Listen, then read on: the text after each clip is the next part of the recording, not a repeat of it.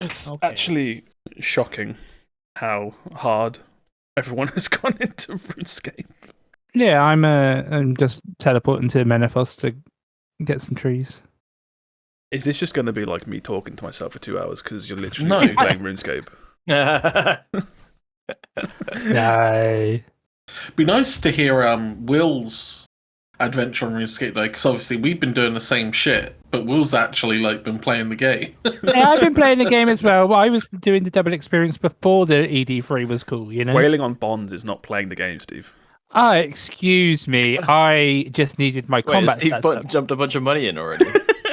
I What do got you some think? bonds because I jumped so high in combat level, and I was like, well, my crafting's not going to catch up. I needed some gear to like do the stuff with. So, yeah, I bought some bonds. Josh said he would disown me if They're I bought a fiver. shirtless skin though.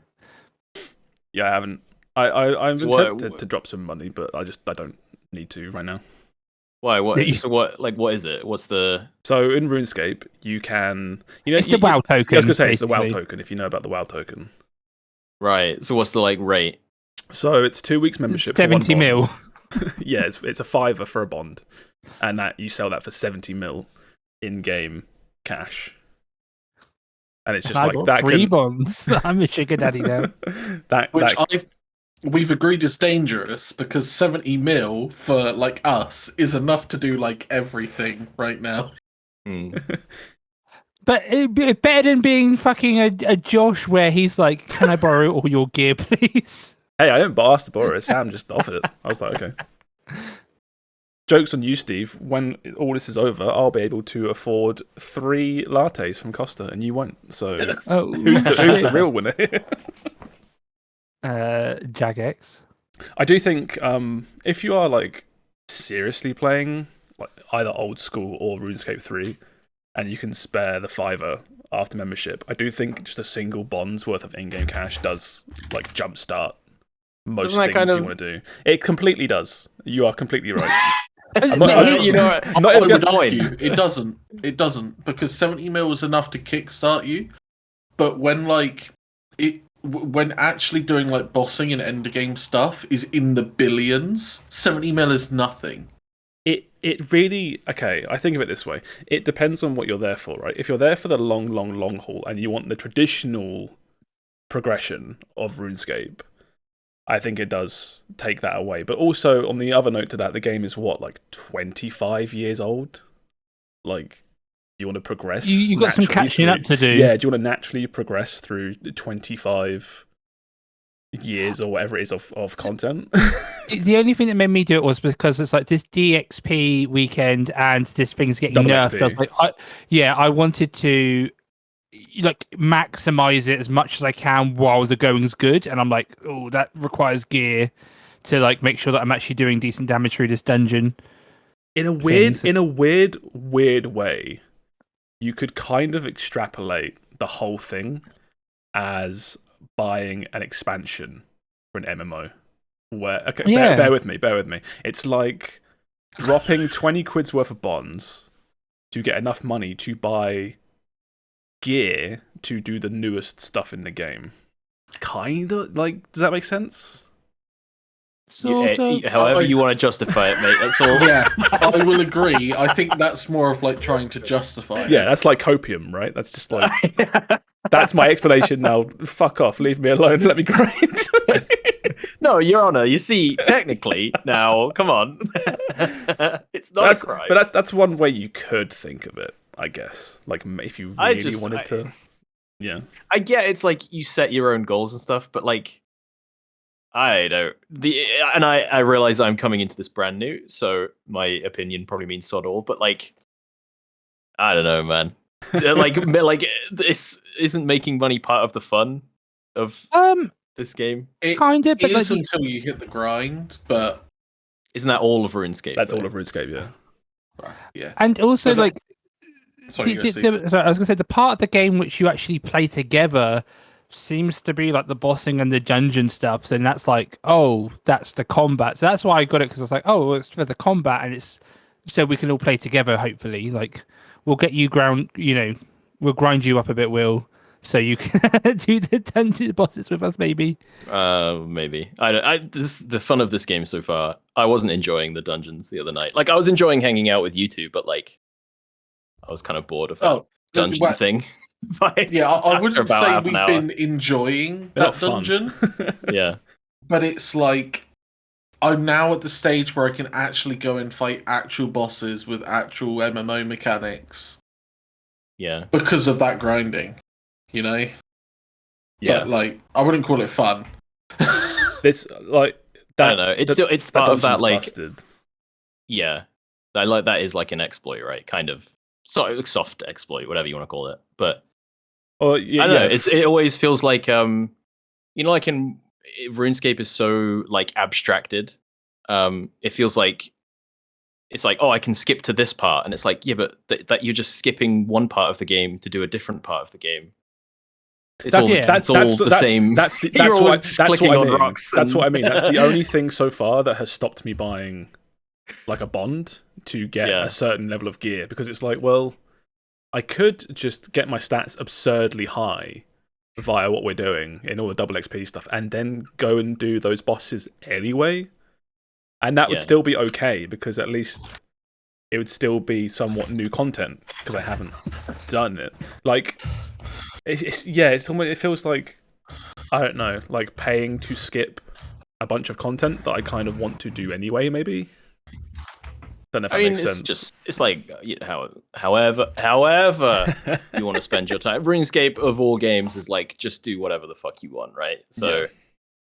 I don't get it, but also Yeah, it don't bother me that much. for anyone that needs context, I think it's fairly obvious, but we're all playing RuneScape 3 again right now. Yeah. It's double XP right now, and a new skill drops on upcoming Monday. So it's kind of exciting. I've never been here for one of these things on RuneScape, so it'd be interesting to see how it goes if it like falls over on its face and everyone's like, yeah, of course it does. And I'm like, oh, I don't know, I've never been here before. But I think it'll be interesting to see how it all pans out, right? Yeah. Because we've all been playing it pretty hard. There's what we were talking about a minute ago. There's a dungeon called what is it? There's something. It's called Elite ED3. Dungeon 3. ED3, but it's got an actual name. Shadow Reef. The Shadow Reef. That's it. You can get insane amounts of experience really quickly. We've just been like grinding that for not even that long. Maybe like cumulative total Couple of days, like total of 6 hours maybe altogether. Yeah. At least what I've been. And it's like you're like level 93 in some of my skills, which I is was gonna say, insane. Yeah. I went from like 40 combat stats to I've got one of them is 90 and the other two are very close to 90 in just not that much time at all. So Yeah. absolutely busted. I mean, I guess we roll the intro and then we can go a bit more into like RuneScape, because I think that's probably what most of us have played this week, right? Yeah. Yeah, we'll roll this quickly. Hello everybody, welcome back to the Game FourCast. This is our weekly gaming podcast where we get together and we just chat about what we've been playing and all the new news for the week. My name is Josh, aka BottlerWorks, and I'm here with Olive Meister Will. Hello, everybody. Buying herbs right now. Sammeh. Hello, I'm Sam. Still Sam. Still Sam. And Steve Quikwix. Gang. Gang. Podcasts are good. Oh no, we're over that. That's like No, it's not gonna drag it out. Fucking dead Nice me. meme from last week, Yeah, nerd. dead me. I just realised I'm playing in the background a RuneScape video, right?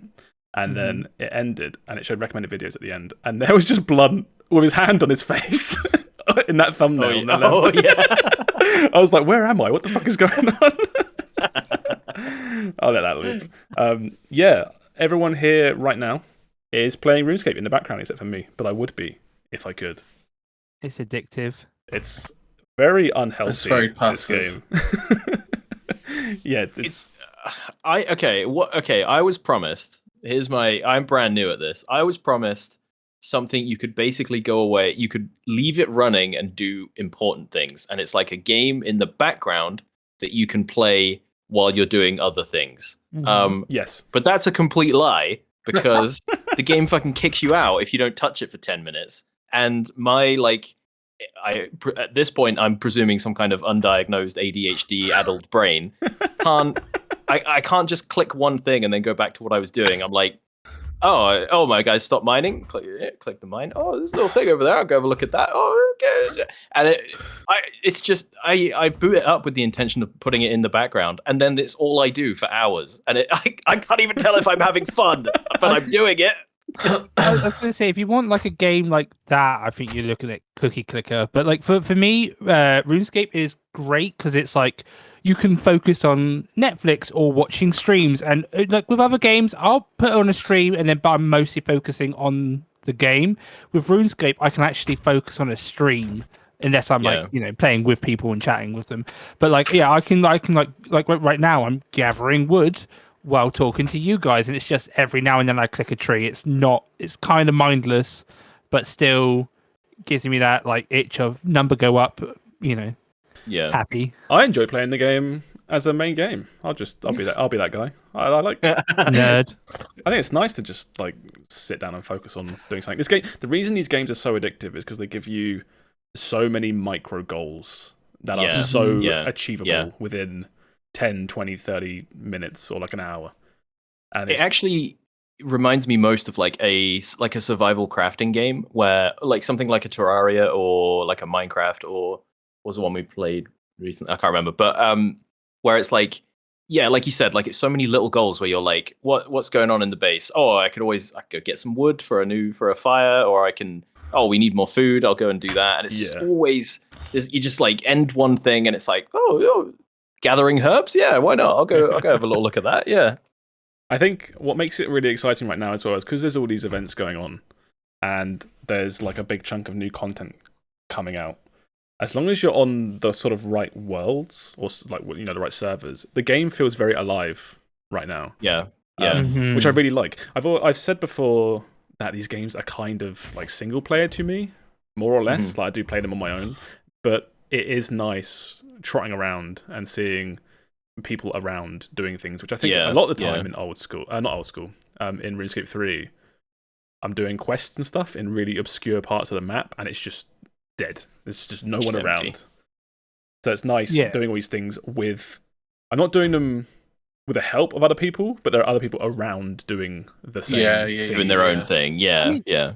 That's why MMOs is like so fun. I enjoy MMOs because it's like, sometimes like back in the day, like, back in the WoW days, you'd see someone and you'd be like, hey, want to quest together? And it's like, I know that's, we're a bit more adult now and we're like, other people, be gone. Yeah. But, there's still like, it still feels like that still could possibly be an option, like if you really want.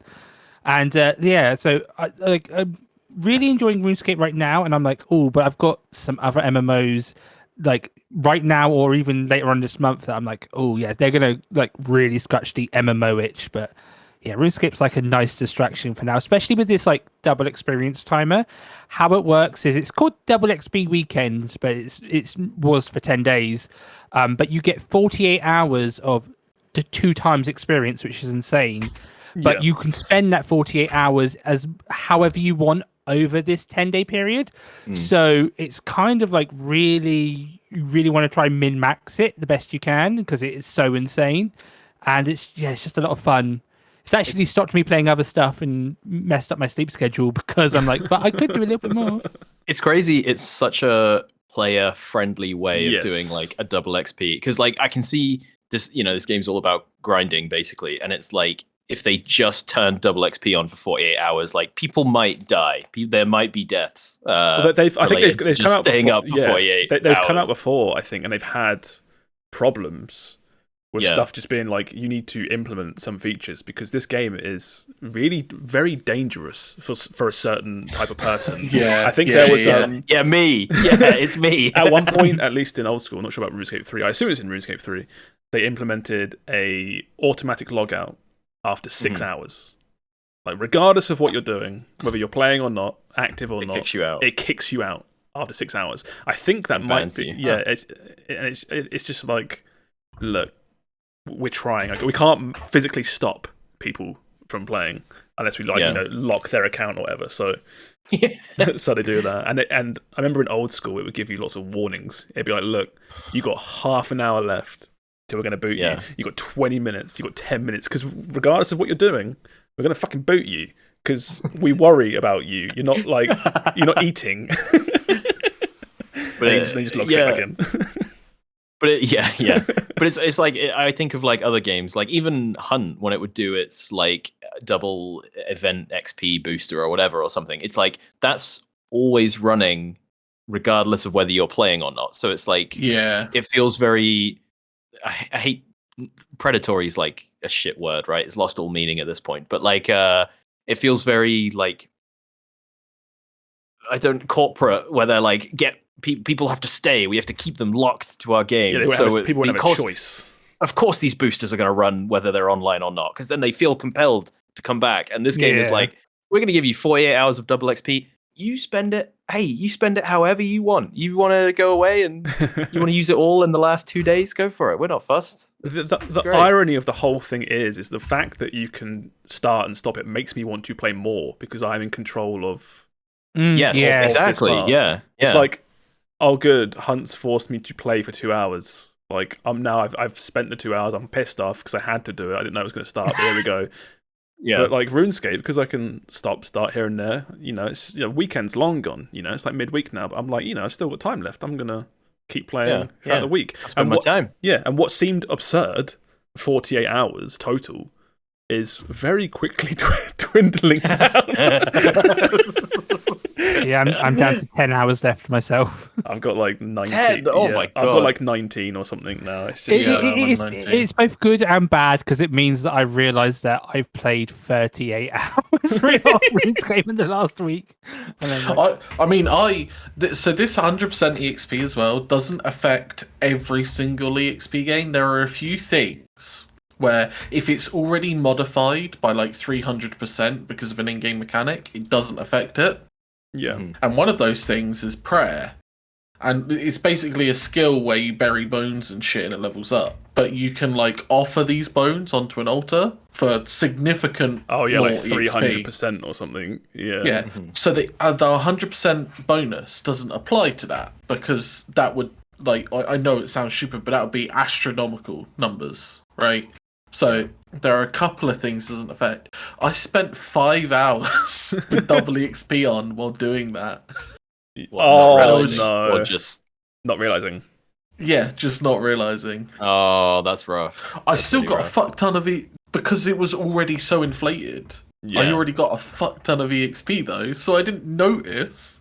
My concern with the whole like inflated XP and stuff with this game, my concern was if I play this and get into it like I am, I would never be able to go back to old school. Yeah. Just because it's so. Oh right, yeah. Just because it's so slow. But now my concern is legitimately, I don't know if I can go back to regular RuneScape 3 because I'm so used to double. Honestly, I was like, when this, I'm gonna, because there was a humble bundle. I think it's still live right now. Yeah. Which is like a month of membership and some goodies, and I was like, all right, I'll give it a go. I'll give it a proper college try, and yeah, I think I was the same. I was like, I'll pay for a month, I'll get my double XP, and then when that's done, I'm like, I can walk away. That's a nice stopping point. Yeah. I don't have to worry about. I think this is it's got RuneScape in its name. Path to Adventure bundle. I think this is a bundle you can buy, and it comes with a month's sub and a whole bunch of goodies for the price of just above the sub anyway, which is pretty good. Yeah. But yeah, it's like you say, it's a cool little. If it's still running for quite a while, so you only get a little bit of the double XP, if you start when this is live, but it's still fun to check out. Podcast comes out Friday, so you've got Friday, Saturday, Sunday, and then Monday morning. The real problem is I don't think this game does a very good job of onboarding you. Oh, it's awful. Yeah. Even if you signed up like right now to do double XP, it's like, what does that mean for new play? How do they know or even tell, or even how do they know what best to do with their time at double XP? Because it's that's been my biggest problem so far. Is everything is like, because it's 25 years or whatever, it's all legacy stuff that's just being thrown at you all the time, and it's like the game is like extremely simple. It just appears completely impenetrable for like the first bunch of hours that you're doing it, because it's like I was like trying to learn like I was like, I'm just gonna latch onto mining smithing, right? And it's like that. There's all these menus and sub menus and daily rewards and trackers and Slayer challenges and whatever the fuck. And it was like, but if I want to level mining smithing, it's like I click the rock and then I take the rock back and I make the rock into armor. And it's like I'll just latch onto that and I can deal with that. It's the upside down pyramid again. Where it literally is, yeah. It's like, look at all these insane systems and how complicated, and action bars and abilities and familiars and summons and ultimately everything comes down to most things you just click the thing and you get experience. It's just knowing what to click on. What to click on. Yeah, it literally is, yeah. If you really want to, I don't think a lot of people do, but you can even simplify the combat literally down to old school RuneScape combat, where you click the enemy and you just do a normalized number for your ability. Oh, it like averages. Stats. I think so. Yes, something like that. Yeah. Okay. Apparently, it's like horrifically inefficient for bosses. But if you were just playing the game, and you just want a simple, not like idle game, but just like click a game where you click the chicken and you just attack the chicken and it dies. You can totally do that as well. But yeah, it's like I do agree with like the onboarding and stuff. It's a rough start. This game. It's weird because it starts pretty okay, where it just goes like you're on the little island thing, or whatever. You go through a couple of skills and it's like very very handholdy, where it's like now click, down to like now click the shrimp, and you're like okay, what? And it's like now cook the shrimp, and it's like yes, I got all this. And then you get to that first town and it kind of goes through like an early little quest, and it's quite nice that it sort of just goes like, hey, what do you want to do? And you click something and it's like, right, we've got a little mini quest for you lined up. You want to do fucking chopping trees? Here's a tree chopping quest, you can go and do that. And then at some point it just sort of the runway just like runs out, and it's like, all right, fuck off. And I was like, I had for the longest time I had this big box on my screen that just said like kill giant mole, and it like I was like, can you elaborate? And it's like, I don't know. If I kill giant mole, what do you need? Goal, yeah. That's your motive. That's your character's motivation, and it just does not elaborate. Just in your house, you've got a big dartboard, just the mole in the middle. I got pictures of him. The mole must die. Yeah, my first like onboarding problem was I booted the game and I think the default UI, is just hideous in this game. And it's really and I feel like every time you see someone playing this game and they send you a screenshot, everyone's UI looks different. It isn't necessarily a bad thing, but I think it is a testament to just the default UI that it lumps you with. It's just not great. It's and awful. There are 50 million tabs and things, and like a lot of it could just be consolidated or removed or changed. The whole thing just needs like a pass. UI overhaul. Yeah. But it's like Sam trying to explain to me the other day how to get to my friends list. I've never felt older as a result of a video game than Sam going like, okay, now this little, you click the cog, and I'm like, Sam, I don't have a cog. And he's like, okay, bottom, okay. He's like, okay, bottom right of your screen, there's a little. I'm like, oh, I found the cog, Sam. I found the cog. But it wasn't the right cog. It was. It was the wrong cog. Yeah, because they're like 50 cogs. So we did that, and then like, I think it was later on. You were like, oh yeah, you just pressed like F6, and I was like, what the fuck? Yeah, I found a different shortcut. Yeah. I was like, my mind was blown. Who's pressing F6 as they're running around playing games? That's what I told Will. I was like, why are you pressing these buttons? Oh, yeah, like friends list, add friend shortcut. Yeah, it's Alt, Shift, F7, and then you press P. Yeah, I don't get it. What's the problem? Yeah, the whole thing needs looking at. And it makes me think, I know it's not like worrying, I don't really care about this game, whatever. But it's just, I wonder how many people have just booted it up and gone, no. This is horrible. Like, I'm not. Well, I 100% I would have dropped this if I wasn't hanging out with you guys and Blunt, and I was sort of surrounded by it. The annoying thing is, as like you're like if you're savvy, you're like, I'll go to YouTube and look up like what do people recommend to do at the start and stuff.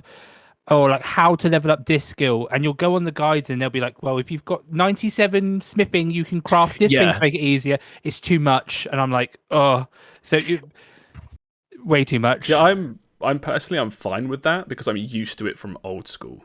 Yeah, but like I do agree. Yeah. I do also agree. When Steve like we're playing together and you're like, how do I do this? And I always go like, just wiki it, duh. But like you don't really do that for any other game. And also it's like they're dealing with like 25 years of like legacy content, Yes, as well as 25 years of people making content for this game, and like making content based on patches that are like 6 or 7 years out of date, you know. Yeah. And so like whenever I do anything or look up anything, it's always like kind of correct, and it sets me on the right path, but none of it's like specifically correct, you know what I mean? It'll be like it's over here, and I go over to this place and there's nothing there, but I'm like, oh, but I can see next to it there's something suspicious over there. I'm gonna go like, and like sure enough, it's always the thing that I'm looking for. It's just never quite in the right place. It's never quite where they say it's gonna be. My favorite thing with the wiki diving so far is because I've played again so much old school. I'm like, I like this thing in old school. Where is that in RuneScape 3? So I'll Google the name of it, and then you're suddenly looking at old school results plus 2 different like RuneScape 3 versions. So I'm like, okay, RuneScape 3. I open up RuneScape 3 because I'm googling old school names. It's like, no, we renamed that 8 years ago. Like that's not in the game. You want to go here instead. I'm like, okay, look at that. It's like it was completely different. Where's this thing? Yeah. Oh yeah, that also got renamed to. It's like, oh, it's so much.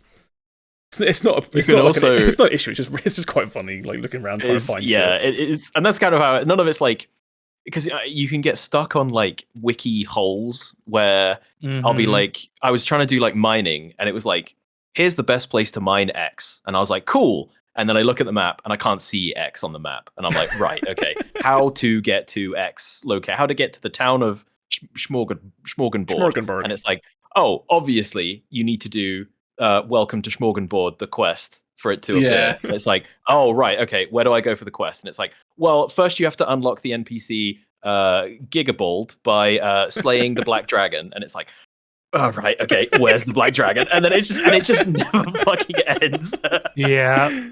I think one of my favorite ones. And in some ways, I love that, but yeah, one of my fun ones from earlier was I was just doing summoning, which is a new skill or newer. That's not in old school, but it's in RuneScape 3. I was like, I want to do this, and I looked at some guides on like how to, just like the pages for it. And it's like, you will need this, this, this, and this. I'm like, okay, cool.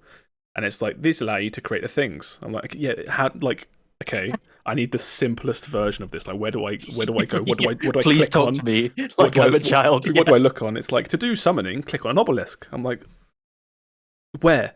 Like, where it is? Yeah, you got to do some diving. But it's fun though. It is fun. It is kind of fun. I think the wikiing is almost like a part of the game for me. Part of the experience. Weirdly, it feels like almost archaeology for like a really old thing where you have to like tease out all the details, and it's sometimes it's pulling teeth, sometimes it's really easy, but it's always almost like troubleshooting.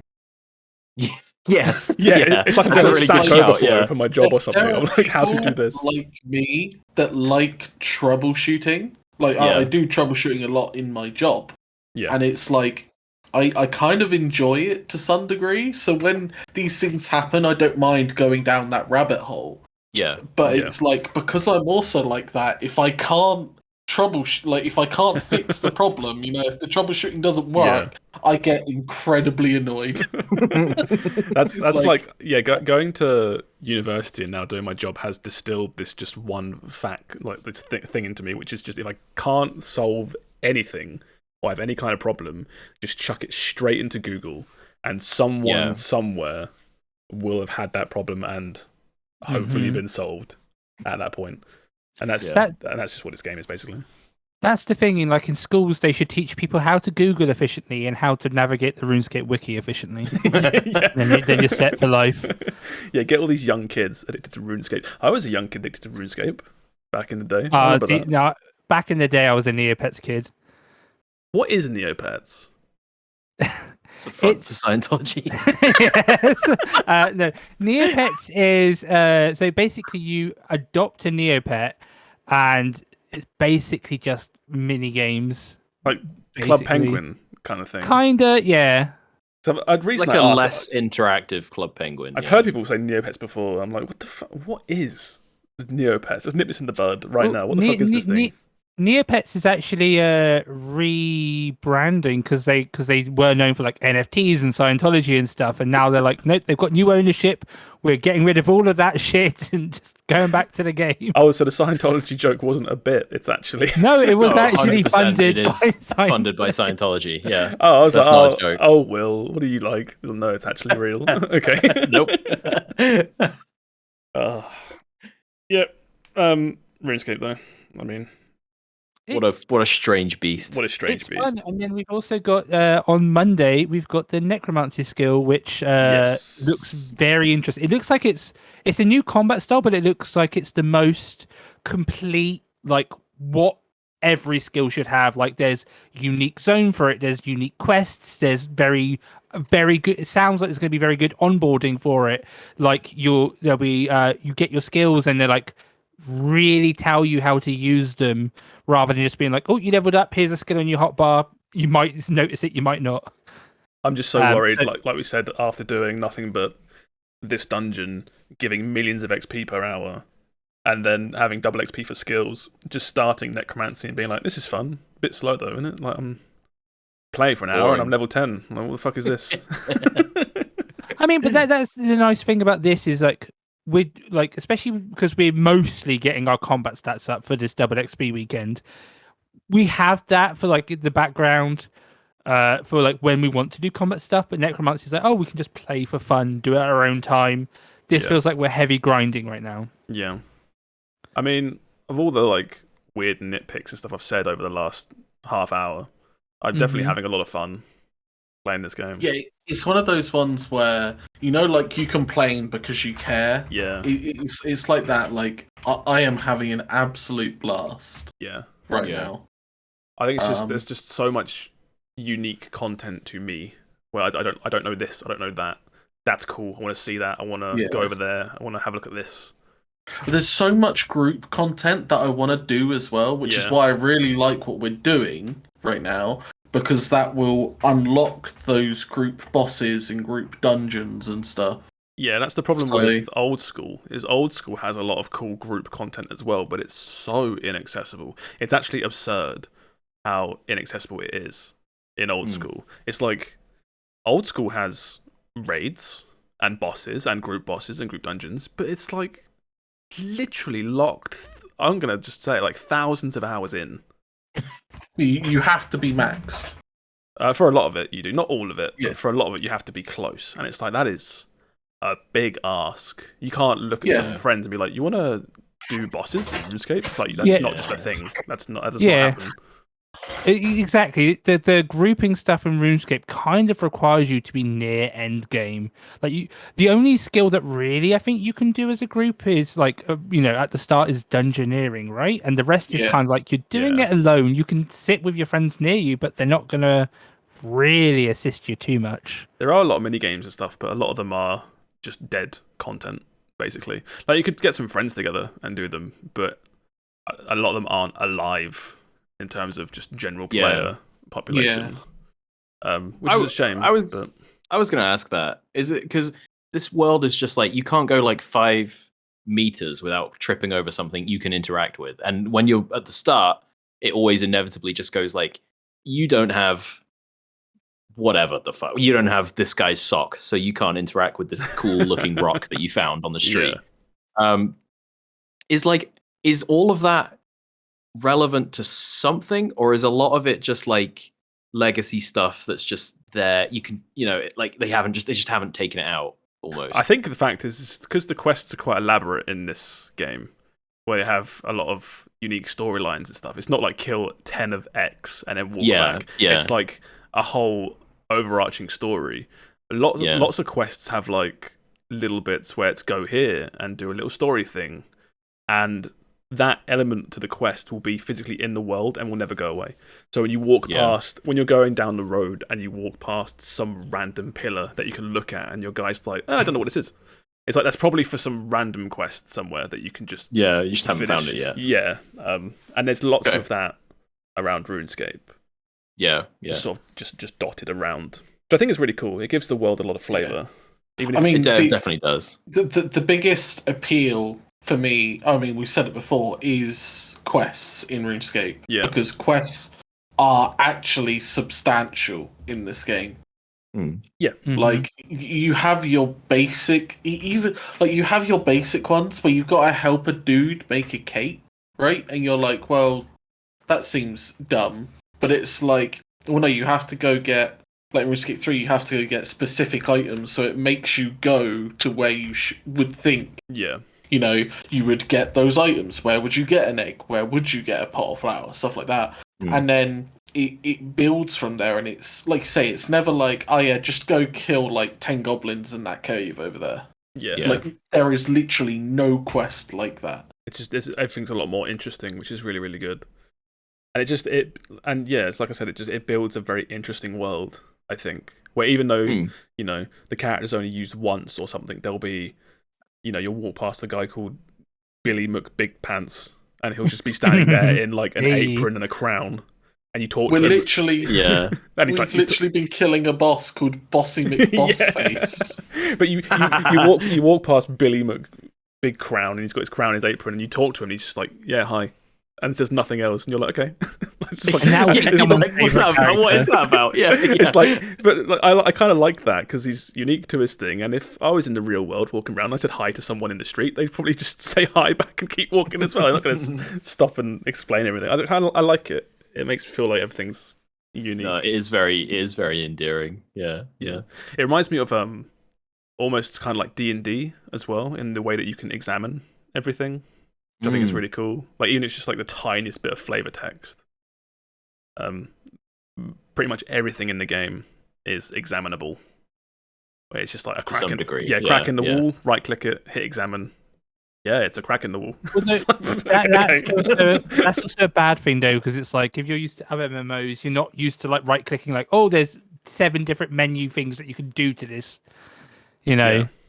I like it takes some getting used to. Yeah, I like that though. It's very, like I said, it's very kind of D&D. It's kind of like old because this game is, you know, fundamentally this game is so old. It's reminiscent to me of old adventure games like point and clicks and things like that. Yeah. Like, here's a wall, a crack in the wall. Do you want to examine it? Do you want to look through it? You can use it. You can use any item on it. Probably won't work, but you can try. It's very, like point and click. I've only just kind of realised, saying it out loud now, how similar that is actually. It shows its age, kind of, because it was a browser game, right? That's just how it was. Yeah. And it will never, and it has never ran away from that fact that it is doesn't hide it. Yeah, it wears it on its sleeve. Yeah. Yeah, it's like, all the graphical updates in the world will never hide the fact that, like we were saying earlier, it's a point and click. Yeah. So RPG. Steve earlier on today was literally like, oh, I'm used to spamming 1 to use my skill, or I spam left click to move.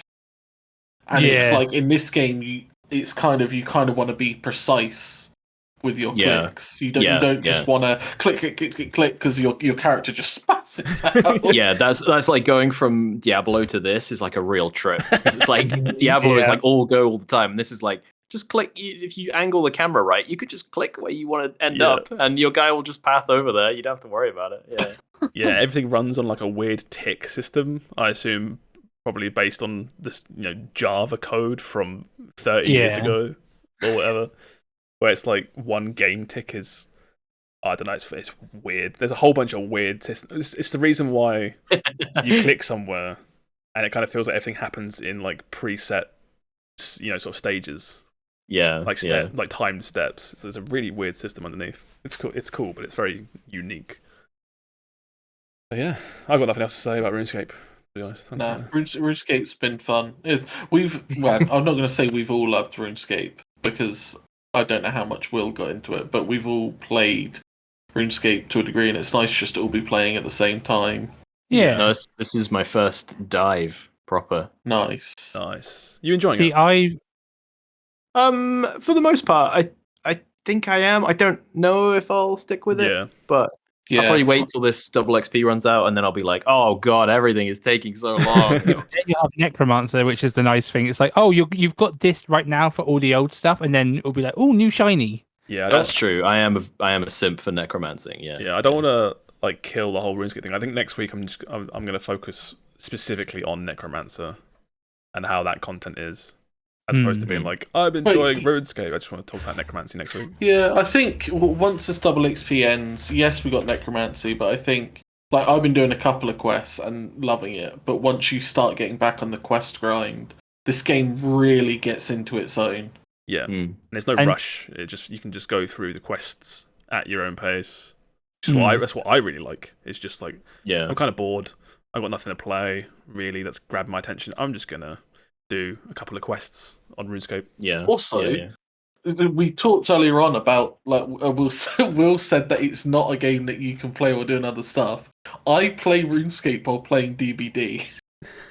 No, You're insane. You're insane. I tried that, but like, because before there was a Golden Cape event thing where if you finished it for a month, you got the ability for any item you collected to just be automatically put in your bank, so you literally could just AFK on like trees and ores. Yeah. I'm hoping they do another one like that soon.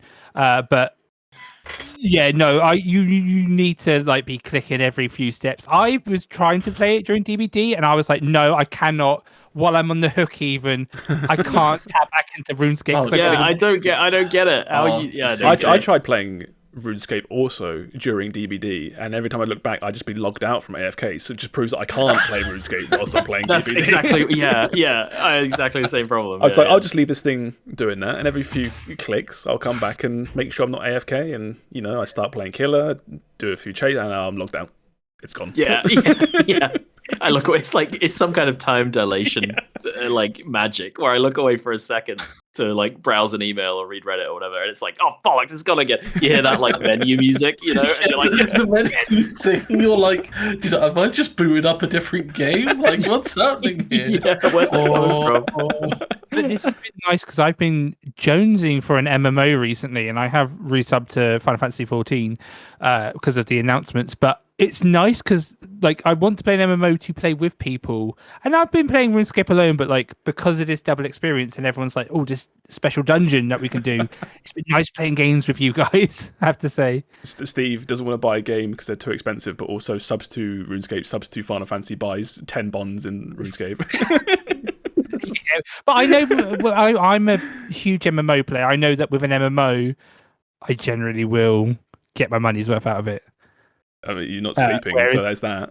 You're definitely getting your money's worth of RuneScape. I was going to stream this morning, and I was like, but I could grind the final few levels of agility I needed. See, that's dangerous. Oh my god, that is dangerous. I usually do skip Wednesdays, but I was like, because of the hunt drops, I was like, I could just do a little stream, and I was like, actually, maybe I'll skip today. End up skipping today, anyway. So it wasn't that bad, It's good having you next to me playing this, doing agility at 3 a.m. because it's like a constant warning besides me. I can always look at and be like, okay, yeah, all right, we're still good for now. No, but I'm not. I'm having trouble sleeping anyway. But I was like, if I'm having trouble sleeping, might as well, might as well put on a big bright screen. Last night, you two had gone, and I kept like doing stuff, and I come back to the GE, and then I just find Will in the GE just using the ball. You were spying on me? Oh no! You little creep! 5 times, and I was like, "Oh, Will's still going." Oh no! Everyone said goodnight to each other, and then you run into each other in the lobby. I know. I never should have added you as friends. That was a mistake. I know a few people like that who you're like good night, and then you like check Steam like an hour later, and they're on hunt still or whatnot. To be fair, it's happened so many times where I'm like, yeah, I'm going to bed, and then you just start something. You think, I'll only be 10 minutes. Like I just want to relax, and it's like 5 hours later, and you're like, uh-oh. Like it's not that person's fault, and it's not malicious. No, they're just sucked in. All right, I'm going to push us on from RuneScape. So yeah, check it out. If you check it out when this goes live, you'll have a couple more days of double XP if you can even, like we said, get there. But whatever, that's neither here nor there. I'm going to talk about something I said I would this week. I really want to talk about Okay. Pikmin 4. Mhm. Are they tasty? You can't eat them, which is very, Oh. very good. Let me just bring up this trailer and get that running. I 100%ed this game. So I've always been very vocal about Pikmin. You know, I love Pikmin. I played all of them growing up. Because one comes out literally like every decade. I think it's not even not even a joke. They come out so infrequently. They've always been really niche, at least with like the amount of people that play them and kind of what they are. This one, I think, is really broken out as far as Pikmin does. This one's sold a lot better than all the other ones. It's doing very well, and it's reviewed very well, which is really good because the game, you know, is really fantastic. There's like, I'll cover the story really quickly because it's like the least interesting part of these games. It's similar to the other ones, which is Captain Olimar has crashed on the Pikmin planet. So a rescue team and a bunch of people that pick up his signal go to rescue him, and they all also crash. And then you gotta are stop giving these guys spaceships. Exactly, They're bloody useless. Yeah. And then you are like, I don't know, like backup to the backup. You go on your own, and you have to use Pikmin to go around and save all these people that have crashed, and ultimately save Captain Olimar and leave the planet. That's all you need for the story, more or less. There's a whole bunch of other weird stuff, like maybe it's rewrited history of the first game, maybe it's a retcon, no one really knows because they don't explain. There's a whole bunch of other stuff, but it's, you know, it's not that important. It's the gameplay and the charm that these I was games going to bring. say the aesthetic and the charm is, I think, the biggest selling It's point. so good. It's so Nintendo. You know, Nintendo have this ability to really just, I don't know, just like nail charming games, right? Yeah. Like Mario games, Animal Crossing, lots of series like that. They've just got Nintendo written all over they them. make a game look good, but then the gameplay is always a little bit could be better. Nintendo seem to do a very good job. Nintendo? Like Zelda and Mario's, they're always great. They'll make it polished, but like I always look at a Nintendo game and like, you could have done like just a little bit more, or a little bit different here and there. I couldn't disagree harder, but yeah, I think the best way to describe these games is, I don't want to call it like a simple RTS because it's not a simple game. It's more like you have like micro. Yeah, you have micro and macro in an RTS, right? Macro being looking after bases and things like that, and economy and resource juggling and stuff like that. Whereas the micro is managing individual units, and this game is basically just, you control a character doing the micro. You control these little Pikmin around. They have to pick up things, take them back to your spaceship to either collect them or to create more Pikmin. Yep. But the fun comes from the fact that there's all these levels. Well, there's not tons. There's not tons of levels. There's only a handful of levels, but they're absolutely massive. And the idea is that as you get more Pikmin and you discover more types that have unique qualities, you can unlock more of these big levels you're in to find more enemies, more items, more upgrades. And I think that's kind of the basis for all of the Pikmin games. But this one in particular it feels like just the best parts of all three games cranked up to 11. Like, there's more of it, it's better, it looks better, it controls better. It's just the ultimate version of these games. Which is what I could have, it's all I could have hoped for, really, as a fan of Pikmin, right? Because I think you played Pikmin 3, didn't you, Will? I did fairly recently, yeah. Did you play 1 and 2? I do think I owned 2 at one point when I was very little, or maybe even Pikmin 1, but like I don't really remember it at all. Because Pikmin 3 was good, I enjoyed it, but it was so short and it felt like it was over so quickly, and the levels were quite small. Whereas in this one, the levels really are massive, and the camera is a lot lower compared to the other games, so everything feels bigger as well. It's got that like what's the macro lens? Like, what's the you know what I'm talking about. Like a macro view. Yeah. Yeah. And that's like deliberate because the worlds you're exploring are like human places, like back gardens and parks and forests. But imagine you're a millimeter tall. That's the perspective this game has. But yeah, there's tons of, like I said, it's the best of all the Pikmin games. Basically, it's got, as you go around these levels, there are caves that you can jump into. And these caves are broken down into a few different types. But what they are is you either have these caves you jump into that are almost like level-based. Imagine you're running around this Pikmin world, finding stuff, and it's all very open. But then you go into a cave, and it's almost like it's corridors, it's puzzles, it's strategy, because there'll be enemies in them in certain areas that you have to beat and go through. And they're really good. You go through those, and you get your unlocks through there. And they're very focused. There are other ones called... they're called Dandori challenges. Dandori being about focus and doing multiple things at once. It's like a coined term in this game. You'll load into this Dandori level, and it'll be one floor, like from the puzzle caves, but you'll have, say, 6 minutes or 7 minutes, and it'll give you 10 Pikmin, and it will say, right, within 7 minutes, you need to kill everything in this level, or you have to pick up and take back everything in this level. Oh, that's like there was like a challenge mode in Pikmin 3 that was exactly that, and I loved that mode. There's tons of that in this, and it's so good because what you can do is you can, as soon as the challenge starts, you can pause the game and go to a map screen of the level, like a top-down view of the level, and you'll see on this map screen where the items are that you need to get, or where the enemies are, or where there are Pikmin in this level, because you can't make any more for this challenge you're doing, but there'll be some dotted around that you can go whistle up and use. So it's like, okay. And it's almost like you start planning how you want to do this level before you even do it to try and get a gold medal. It's so good. There's tons of those. There's also little like multiplayer caves as well, where it's you versus an AI in a map, and you both have to take back as much stuff as possible, like more than the opponent during a time limit. But you can, like a little race. Yeah, like a race. But there are enemies around, so you can kill certain enemies to take them back, but leave certain enemies, to mess with your opponent. And you can just there's little power ups, so you can kind of mess with your opponent by dropping bombs on them or something.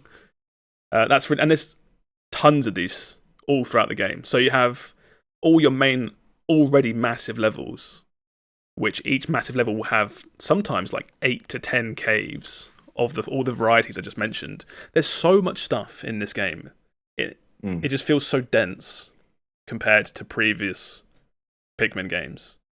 And none of it feels like... It took me, I think, about 28 hours to finish this game. What? That's insane. That is insane. For a Pikmin game. Because Pikmin 3, I was going to say, like, how does it compare? Because Pikmin 3 was like maybe... I don't know, maybe I want to say like 7 hours long, and I think that's being charitable. About that, yeah. Yeah. But this game, like I said, this is just the best version of this that they've ever done. It's so dense with content, but none of it feels like it's outstaying its welcome. It's really good at mixing it up. Like, here are some caves with puzzles. Here are some that are enemy rooms, defeat the enemies. Go look at come out of a cave and go do the world you're in. Where do you want to go this time? The game is still set up like days, where you explore during the day, but then when it's nighttime, you have to go back to your ship. So you have this time limit that you never feel rushed or anything. You never stretch for time. You have unlimited days, but it's really good at breaking up each session into, okay, before this day ends, I want to go over there. And I want to build that bridge, or I want to take back that item I can see over there. So that's my focus for this day. So it's really good at breaking up the game like that. So yeah, that's all really amazing stuff. There's also the one last element of the game, which is worth mentioning, is there's now something called nighttime expeditions, where Pikmin games, even from the first one onwards, they drill into you that like when it gets to nighttime, you have to go back to your ship and leave because monsters get fucking crazy at nighttime. It's dangerous. It's dangerous. But in this game, for the first time, you can do nighttime expeditions where you go out at night specifically to get a resource.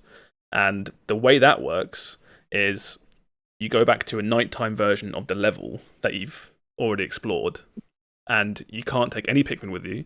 Instead, you have they're called glow Pikmin. They're like ghostly Pikmin, and they have a little like home that you have to defend until daytime comes. And the idea with it is almost like it's not like tower defense. It's like wave defense, like like a wave-based game, like horde mode or something. Yeah. And it's really fast-paced and it's really fun because you start with these glow Pikmin. You find little crystals around, which makes more of them. But as soon as they drop them off, instead of waiting around, they fly instantly back to where you are. So what you're doing is you're telling some to collect some stuff. You're running around fighting monsters. You know that the ones that are collecting stuff will come straight back to you to help as soon as they're done. So it's a really fast-paced like monster wave defense. And whilst it's happening, all these monsters are homing in on your base, just like walking there to destroy it. So you have to plan which ones to kill. You can see it now. If you're watching the video right now, you can see the little glow Pikmin. It's like a really fast-paced version of regular gameplay with just like enemy defense. That's really fun. That's all new as well. I just couldn't believe. That sounds good because that's like I think the biggest problem. I did enjoy 3, but the biggest problem was it was like you were doing the same thing for the entire game, which is like you land in an area, it's like, oh, there's someone here, you have to go and find them, and it's like you do that area, which is like always find a new type of Pikmin, they can unlock a new part of the area. You get the guy and you bring him back, and then it's like, oh, new zone, and you just do. It's like that for 8 hours. So this like little break it all up with mini games sounds great. Because the game's much longer as well. They do a much better job at like progression and pacing out the content. What they do now is in all the older games, you used to be able to just take out 100 Pikmin. The game would start. It's like here's 100. You have 100 reds. You were there like within playing. minutes. Yeah. And you have a red army that can just destroy everything. What this one does is you have to find something called, I think it's called Flarlic. It's just like a garlic bulb. But the game starts, you can only take out 10 Pikmin. And oh, that's cool. Yeah, as you get more of every time you collect one, you can take out 10 more from their onion, which is their base. So how was the max? Max is 100. So just like the old games, you can get out as much as the old games. But you don't just get that from the get-go. Switch can handle 100 Pikmin on screen at once. Oh, this game looks gorgeous. It runs really well. It looks really great. I mean, the GameCube could run 100 Pikmin. So, but yeah, and also I think in Pikmin 2 and 3, you get the purple Pikmin and a few others that are really OP. They do a fat purple Pikmin. Yeah, fat purple Pikmin. It has the strength of 10. It drops a seismic blast when you throw it and just kills everything. Like they're so busted, and this game does a much better job at. You get like halfway through the game, and it's like, okay, here's 5. Like, don't lose them because you can't make any more. Don't let them wander off. Yeah, but here are 5, and then as you get further in the game, it's like, okay, here are a few more, until when I 100%ed it. If it took 100%ing the game for the game to go, okay, now you can make as many of them as you want because they're so busted. Whereas again, the previous games are like, 100 Pikmin. Here's all purples. Just go throw them at an enemy, and the enemy just dies. But like 28-ish hours to finish. I think that's possibly quite quick as well. Some of the challenges are really hard. It does the Nintendo thing, which is about 2/3 into the entire game, it rolls credits. And as the credits were rolling, I was like, this game was really easy, and that's not it. Surely it was so abrupt. I was like, that's not it. It's almost like I finished the game's objective, and it was like, cool, let's leave the planet. Credits, isn't this cute? Pikmin running around on the credit screen. I was like, that's not it, and it's not it. What it is after that point, the game goes like, okay, motherfucker, like the parents have left, like they've hit credits and gone. It's time for the actual game, and this game gets really hard. Yeah. Which I absolutely love. It'll be like I said, you'll be in a level. There'll be massive monsters. You'll have 10 Pikmin, and it'll be like you've got 4 minutes to kill and collect everything. Good luck, because it's hard as shit. Yeah, that's what I got from those the challenges in the third one was like I get a lot of anxiety playing like RTSs where it's like because they pull you in like a couple different directions all at once, and that was the same where it's like you'll be like running around the level and you've got like a finite amount of dudes to do certain things, and it's like, okay, if I chuck 5 at this big pile of grapes, they'll go one, and they'll like mine them like ore, and they'll go back and forth and stuff, and it's like, okay, and then 10 to grab that apple, but then I need to remember to go back and grab them once they've done the apple. Meanwhile, I'm over here, and it's like if you ever see like a group of like 10 Pikmin stood around, it's like, oh my god, come on. They do a really good job in this one of giving you everything you would need to try and mitigate that as much as possible. Yeah. They don't do it for you, but they give you the ability to solve those issues. Like there's an item that you can get fairly early on that just calls idle Pikmin to where you are. Oh, that's yeah. It won't use it for you. Really cool. It won't use it for you. But if you're on it, you can do that. Yeah.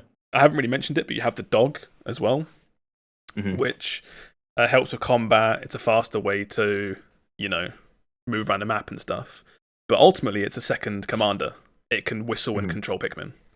So if you're really on it, you can be doing something somewhere with 50 Pikmin, whilst he is somewhere else doing something with Pikmin.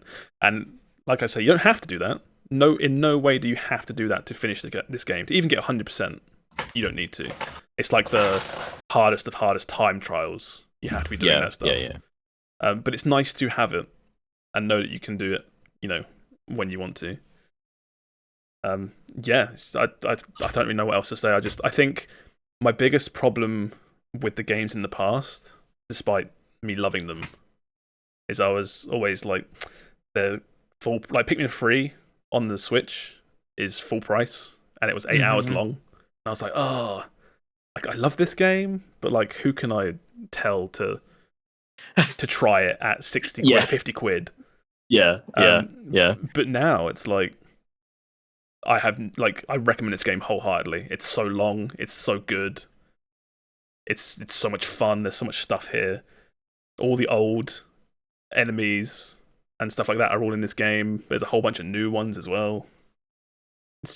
I love it. It's amazing. If you liked Pikmin 3, Will, you would love this. You would absolutely love this.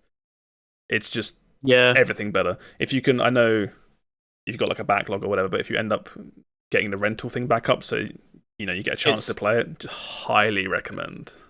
Yeah, I think I'm gonna wait to rent it because I still have, I don't know. There's a weird thing in my brain where just buying Switch games for like primo price still doesn't. Also sit right with me. Don't forget you've got the demo as well, which I played previously, and that's quite like a bulky demo, and then you can be like, you'll know by the end if you're like, I'm kind of done with Pikmin, or I kind of want to play some more. I like Josh said, I know I will like this, so I don't really want to play a demo now, and just be like, and then I'll just buy the game whenever. I'd rather I'll just play it all through. I'll find a weekend where I got nothing else going on, and I'll play Pikmin. Yeah, I can't wait to hear if and when that day comes what you think, because it's just it's so much fun. I think to put it into perspective for you, Steve, about like the length of this game is the demo. How long did you play the demo for until it kicked you out? Until it kicked me out, yeah. Yeah, how long was that? Do you remember? Like an hour or two? 2 hours? I think it was like it's nearly up to 3 hours, I believe. Yeah, so as you... I think I finished before... Because I think you get the demo unlimited, it's just you only get up to like the first day or something. So what the demo does is, as you collect items in the game, you get something called, I think it's called Sparkium or Sparklium or something. And that's like a meter to progress like how good you're doing, I guess, how much you've collected. The demo caps you at 1,500. And it's like, okay, motherfucker, pay up, you little leech. You've been playing too much. So yeah, if you got like 2 hours to get 1,500 of that currency, I think I finished the game. It can vary because you can collect enemies to get points, but I finished on somewhere around 45,000. Right. So And it took a little bit of content. There's a lot. There's a lot here. Yeah, I love this game. I think just the charm, everything. It's amazing. I could talk about it forever, so I'm going to stop now. But please, at least check out the demo. Anyone listening, because I love this game series so much, and I'm hoping now that this one has sold way better and has been received much better, we might get another sequel a lot sooner than another decade. I think we will. I think Pikmin's just suffered, like you said, it comes around once a decade, and it's always been on the consoles that have always been less popular. I want to say, like, what was it? Like GameCube was kind of huge, but Pikmin was like a debut on that. Like Pikmin 3 was on the Wii U, and nobody gave a shit about that. Yeah. And it's like, well, now everybody has a Switch, so it's like, now's the time, right? Pikmin 3 felt like Pikmin 3's on the Wii U, also no one played it. And it's like, okay, fine. Here's Pikmin 3 on the Switch. And everyone was like, still no. I guess. I'm still there's always that awkward where it's like, you can dress it up, but I know this was a Wii U game, right? Like, and we don't like the Wii U around here. Okay. I've got my Wii U collecting dust somewhere. I liked it. Yeah. But yeah, really, really great series. Okay, I'll chuck it along then. Have you been playing anything, Steve, besides all the RuneScape stuff? Well, as I said earlier, I have been jonesing for an MMO to play. We've got a few big ones potentially coming out soon. But I, the other day, resubscribed to Final Fantasy 14 because of all the announcements that happened. Yeah, we just had, is it called the Fan Fest? Yes, Fan Fest. Unfortunately, the Fan Festival, I think, well, I'm not sure if we want to cover them now or not, but unfortunately, like, if you're used to, like, BlizzCon, FanFest is like a BlizzCon, except for it's split up into 3 different dates because they do an American one, a Europe one, and a Japanese one. So, like, for this one, they announced, for example, that we're getting 2 classes, and one's going to be a magic DPS and one's going to be a physical melee DPS. They don't tell us which, and one will be announced when they do it in London in a month, and one will be announced in 2 months or whatever, whenever they do the Japan one. I think it's fairly clear what one of them's going to be. I feel like I could put money down on one being a pirate or a corsair. Yeah. And I'm not sure about the other one, but like he when they were doing the announcements, he always wears a shirt to kind of hint at one class would be. Yeah. And he's wearing a Teenage Mutant Ninja Turtle shirt, and we've already got Ninja in the game, so it must be Turtle. Turtle class. Mm-hmm. Yeah, he always wears obscure t-shirts, and then when he comes out and says, "Oh, it's this," that's why I was wearing a t-shirt. People are like, that makes no sense. No one was ever going to get that. Almost to the point I wouldn't even bother trying to work out how TMNT links to. That's fun. Whatever That's really fun. Yeah. But yeah, as I said, I haven't unfortunately had too much time to play because RuneScape has distracted me.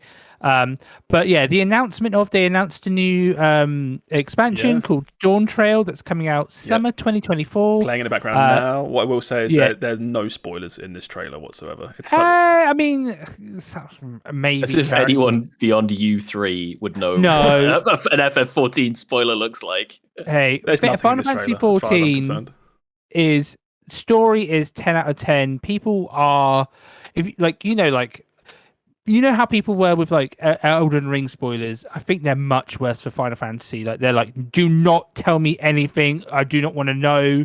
Like the story is that good that people really don't want to know anything. This trailer gives nothing about. I mean, what is coming up. I was gonna say characters are in the trailer, but that's about it. Like, so like, oh, they're alive. I don't think a character. Anyway, I think a character being alive. It's very minor. Like, at this point, anyway. But I think, we didn't get really much with the trailer, but I resubscribed, and there's a bunch of new things in Final Fantasy 14. Like there's now a player-owned island or something where there's tons of stuff. Yeah, and they've also been throughout this expansion. They've been, I think they've been doing back-end stuff to increase the graphical output. and they showed some of that off in the fan festival, how they're updating basically all the graphics. It will still look the same, but it will just be more polished, more polygons, more Turn the graphic details. dial to up res the graphics. No, I saw a really funny meme about this, which is they were showing like close-ups of before and afters of a bunch of the races, like faces. And so it was like is it Vieira, the bunny people? Yeah. They were like, oh, here it is before and here it is after. It's like, look how high fidelity it is. And then what's the little race of people? What are they Lalafels. called? Lalafell. Lalafels. It was that, and then it would wipe to the after, and they were just gone. Finally, the Like, game's they just playable. deleted them from the game. Yeah. I think, again, like no spoilers for anything, but it's nice to have a expansion that's looking a bit more upbeat. Than Yeah. Bright. bright, bright. upbeat. The last two expansions, as much as I love the stories of Shadowbringers and Endwalker, those games are fucking dark, and it's like, oh god, big monsters and enemies and this, that. And now it's just like this new trailer's like, yeah, we're just going on vacation. We're eating tacos. Oh man, seeing the cat guy eat the taco. Oh, Yeah, the cat, so good. cat boy in a taco. But yeah, because it's pretty common knowledge that they said the last expansion was wrapping up like the 10-year story of like from the base game wrapped up like a big story plot, and then they said afterwards the patch content after that, and now this next expansion is more discovering a new adventure. It's long needed. Yeah. It's long needed. Like as much as I love the story of FF14, it is hard to tell someone to get invested for 300 plus hours to experience the best Final Fantasy story. Well, every story needs an ending, Yes. right? But when something is making you a ton of money, it's hard to give it an ending. You know what I mean? Well, this is the closest they've come to a fresh start, which is like, look, we're going somewhere completely different. We're getting on a boat. We're going to a different fucking island. Everyone's hanging out. It's like a new jumping in point if you want to jump in. It was really interesting. I found at the end of the last expansion, Endwalker, I started unlocking an in-game encyclopedia that was describing characters and main characters, and like, here's what they do, here's what they are, here's what they've done. And my first thought was, what an odd thing to introduce to me at the end of expansion number 4 or whatever it was. It's like, I know who this is. Like, what are you talking about? Yeah, but spent 900 hours with that character. Literally, like you say that, but that's how it felt. But it's clear that's for someone jumping in to, Dawn Trail, this new one, where it's like, okay, here's a new starting point. It might tell you everything you need to know about his characters, but if you want to know a bit more, here's some cool stuff without having to play 500 hours of they need to do what was it when WoW was like, look, we know you're all fucking sick of playing through like Burning Crusade and Wrath all sequentially. Like, they need to pull like just start here. It's fine. Don't worry about it. Squish. Yeah. They already have the level skips and everything, don't they? You can create a character and jump to but like that's level.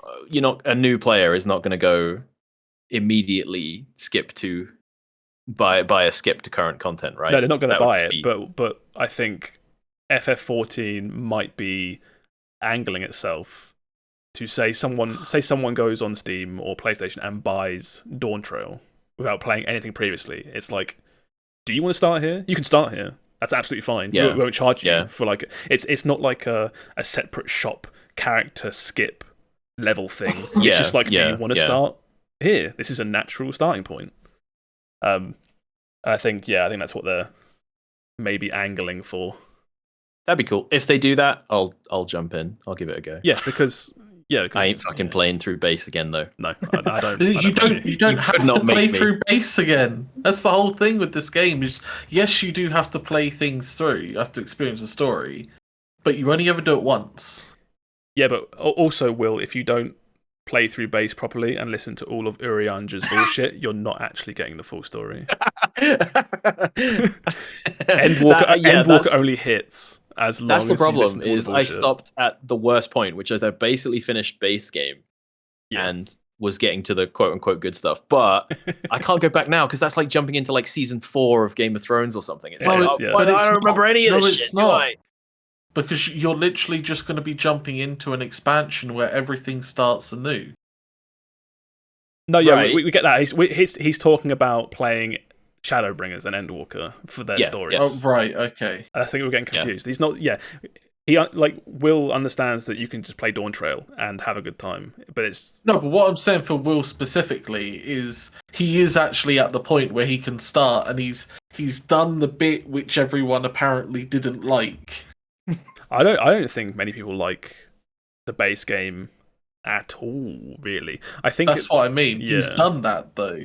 Yeah. And they've gotten rid of that bit between the base game and the first expansion. Right, but like I can't just jump into an MMO with a half leveled up character. Right. I get what you mean. Yeah, that's so much. That's like running into a wall of onboarding. You know, you're at the awkward point where you play a game and then you get really far, but you drop it, and you come back a few years later, and you're like, do I start again? Or do I carry on? Both options are shit. I get that, but because of the way that FF14 does the main story quest, I actually feel that doesn't exist for FF14. Depends if you remember it or not. Because you literally just get a huge thing that tells you where to go and what to do. So, like, yes, you may not remember things, but you'll pick it up very bloody quickly. Yeah. It's tricky, because from what I remember, and this is kind of bad, I guess, for what Will's situation is, there are some callbacks in later expansions to really early stuff, where even I was like, who the fuck are we talking about right now? Oh, this guy from original, like, level 0 to 60 or whatever it is. Like, I think I do get what you're saying, Sam. But it's like, it makes me think if when people were talking about Shadowbringers and Endwalker all the time, saying it's the best story ever, was that even at that point just basically unobtainable for most people that were listening in from the outside? Like, don't even bother. I can tell you how great Endwalker is, but for 99% of people that are listening, it's just unobtainable. It's too much stuff. It's kind of like talking about, wasn't Infinity War a great movie? Yes, it's exactly like that. Yeah. Yeah, but I can't jump in and just watch Infinity War, can I? I wouldn't understand. You can appreciate it, but it won't be the same. Yeah.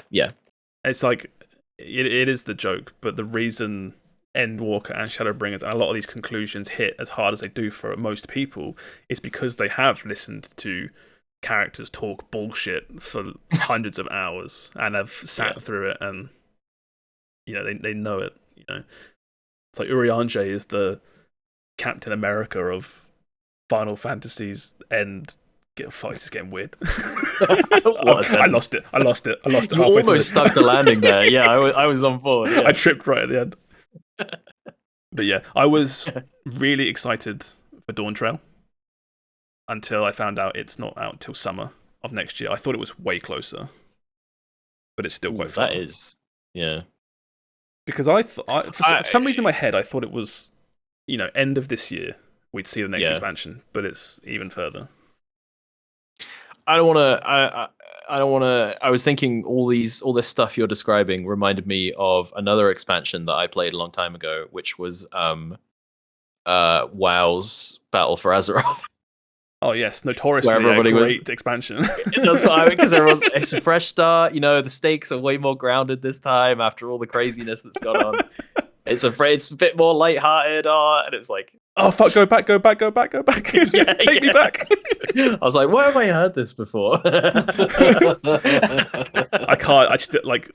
I feel like Battle for Azeroth hurt me in terms of like enjoying World of Warcraft in the long run.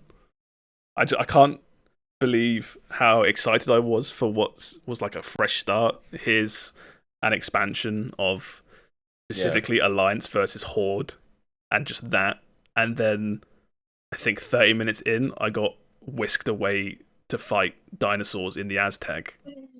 And I was like, No, what? Where am I? Why am I fighting blood trolls? I thought I'd be doing Horde versus Alliance stuff. It was really weird. Oh, Good times. good times. Okay, yeah, we'll move on from this. But this was one of the news stories anyway. This was the whole Final Fantasy stuff. Have you played anything this week, Will, that you wanted to talk about quickly? Yeah, real quick. I finished Remnant 2. I don't nice. really have a lot to say on it. I think other than that I didn't say last week. I really enjoyed it. It does still feel a bit jank all over the place. It's nothing is game breaking, and I did really enjoy it, but it does still feel Double A. double A. Yeah, double A is a good way to put it. There's a couple really cool things. I think the final boss is this cool 2-phase affair. I don't want to spoil it, but like it does this thing I've never seen before where it has 2 like phases, but it like flicks back and forth between them, and it does this really cool thing where he'll wind up an attack in one phase and you'll be like, oh, I got dodged, and then he'll shift to his other mode, and it's almost like changing the channel on a TV or something. It does this cool effect. And that sounds cool. But the idea is like now you have to, while you're fighting him in like mode 2, you in the back of your mind you're like, in a minute he's going to switch back to mode 1, and that attack that he wound up is going to come out like lightning fast because and I have to like remember that. He's And I was like, it. he's like buffering State his attacks. saving. Yeah. Yes. Yeah. So it's like, and then he'll go, he'll wind up his move in state 2 and flick back to 1, and a different move will come out that you have to like remember. And it's like, now I have to dodge this, fight phase 1, but remember he's going to go back to 2 at some point and whip that attack out. So it's really like, cool. I was like, that's such a clever mechanic that I don't think I've ever seen in a video game. It's so cool. If you had just told me that and like said, guess what game this is from, I would guess something like a Devil May Cry or something. Yeah. That sounds like a really cool enemy mechanic or like a boss mechanic. That's really interesting. That sounds really cool. Yeah. Other than that, I thought the story was kind of weak, but that really is not what you come to this game for. Yeah. So it's almost like not worth mentioning. I finished the game and I was like, huh, and that, and then I went back and played like more so I could unlock more fun stuff. It really didn't bother me at all. I think because the procedural generation, it does. It's not that it doesn't hold up, but it's like if you play a lot all at once, you start to see patterns in how because it's sort of like you're playing through these levels and then there'll be little offshoots, and the little offshoots is where like the variation sort of comes in. Right. So it's kind of like you start to see the patterns and you'll be like sprinting through the level because you're like, right, this isn't the fun part. I need to get to this bit because here it might branch off into something new that I haven't seen before. So it does kind of feel like on repeat playthroughs, which I'm doing now. I'm sort of like blasting through it because I'm like, just come on, I want to get to show me the new stuff, show me different stuff. I feel like a lot of roguelikes do that, where you end up making specific deliberate choices just because they have a chance to offshoot into newer stuff that you haven't seen. Which isn't, it's not like a bad thing. It's just, I think it's in a lot of No, games. it's not terrible. I specifically noticed it because I think it was almost the same in Remnant 1. Oh, okay. And me and Sam specifically played an awful lot of Remnant 1. Yeah. And I was like, I think it's almost like where the game is set up so similar, it feels almost like a detriment that I played so much Remnant 1. Oh, really? And it's, if you're coming to Remnant 2 fresh, this would be new and exciting to you. But like where I've played so much Remnant 1, I'm like, I'm seeing behind the curtain here. I'm seeing the code in the Matrix, and I see what you guys are doing. And it's like, no, it's like nothing bad. I'm still having a lot of fun, but in a game that's all about like repeated playthroughs, seeing similar stuff sometimes can be like, you're like, oh damn, that's disappointing. Yeah. But yeah, is around. And what else was it? Oh, I unlocked multi-classing, which I didn't know was in the game. But basically, I think the first game you didn't. It was like you know, like in Dark Souls where you pick a class, but your class is just starting stats and gear, and then it's like you can pick a knight, but then you can just go and find the pyromancer gear and stat yourself into pyromancy, and it's like it's not really classes. This game is way more. You pick a class, and it's like that's your class for the whole game. You can't change it. But what you can do, so it's way more locked, which I think is supposed to let you. It gives you more like customization right off the bat within that one specific class. Within that class, yeah. But it's like it means it's like less free. I don't know, because you can still equip or do anything you want really. So that's fine. Yeah, it's just like extra. It's almost like extra stuff. Yeah.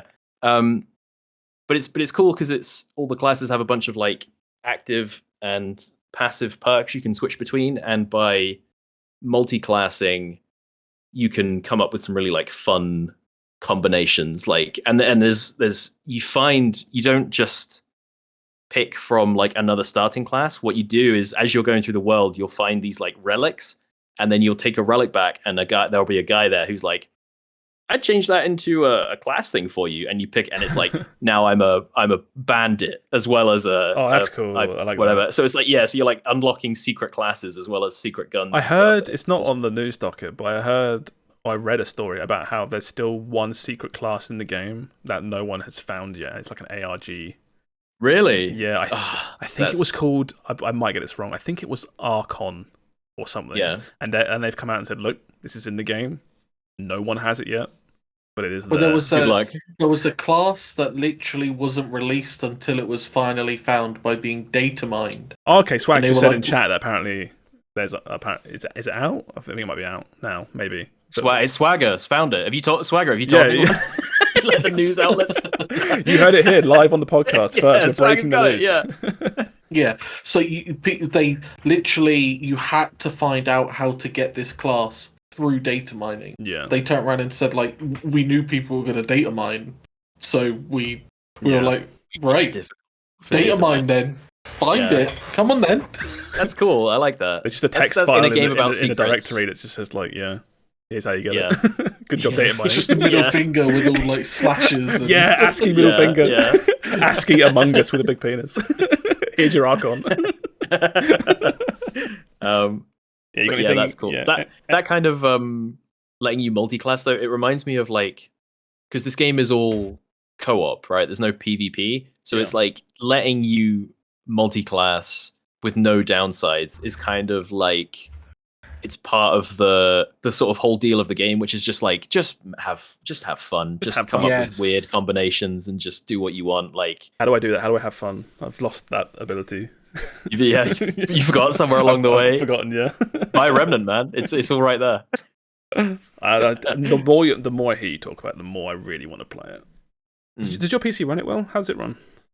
Yeah, runs perfectly fine. I've even been like just once you're done with the story and you're doing adventure mode and stuff, it's a great game to like with RuneScape. You just put a stream on, put a TV show on. Yeah, just and I'm like, veg out. Yeah. I'll go have a look around, look for secrets, poke at the bosses, and see if I can break them or something.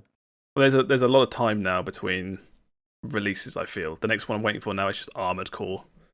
It's It's like that is like apart from like a little game called Baldur's Gate, which comes out tomorrow. But I figured we'd talk about that next week when you've played some more. But Baldur's Gate is like Diablo 4 for me. Yeah, where I appreciate that it's an amazing game and that so many people are going to love it. But it's not for me. And I'll do the same thing I did with Diablo, where I'll buy it because of the hype and the amazing scores, and I'll play it and be like, I don't know.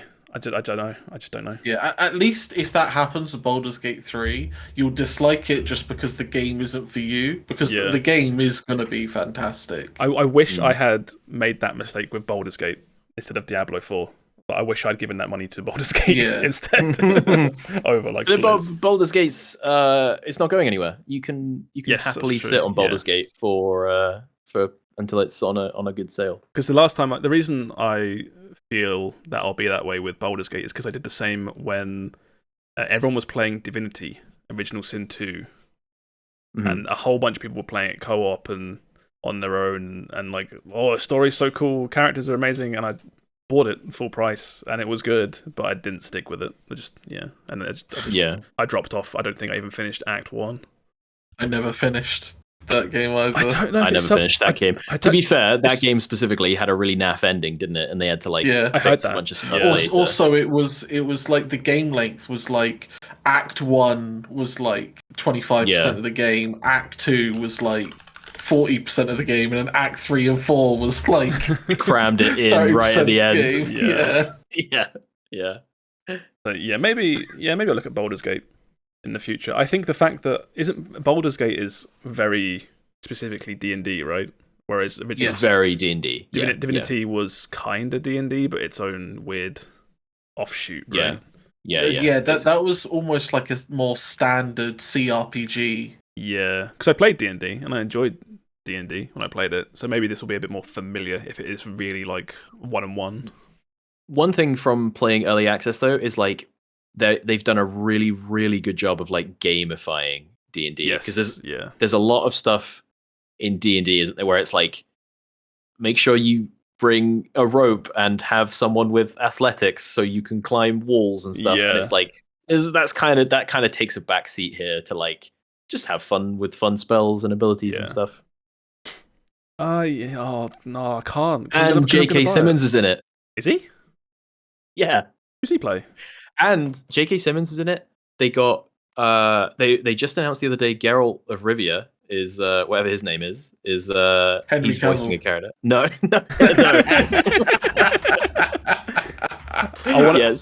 Game Geralt is in here somewhere. I want to think that J.K. Simmons is in this game, but it's himself. He's been like isekai'd into Baldur's Gate. What's going on here? He just has no clue what's going on. He's just running around being angry. Okay. We'll talk about a lot more Baldur's Gate 3 next week for sure, because you're gonna be all over it, right? Yeah. I'm gonna play so much Baldur's Gate, man. Sam, did you have anything you wanted to throw out quick, or we'll do some news? It's up to you. I finished my playthrough of Atelier Nelke. Oh, okay. Which was the shop city builder. The shop one, yeah. Mm-hmm. And I did before RuneScape consumed myself and others. I actually did start New Game Plus and started playing through, and like, because a couple of things carry over, but not everything. Mm-hmm. But just having anything extra meant that I could be even more sweaty than the last playthrough. No. And I don't know what it is, but like when I have that perfect knowledge and everything, I just find it so fun to min-max. Yeah.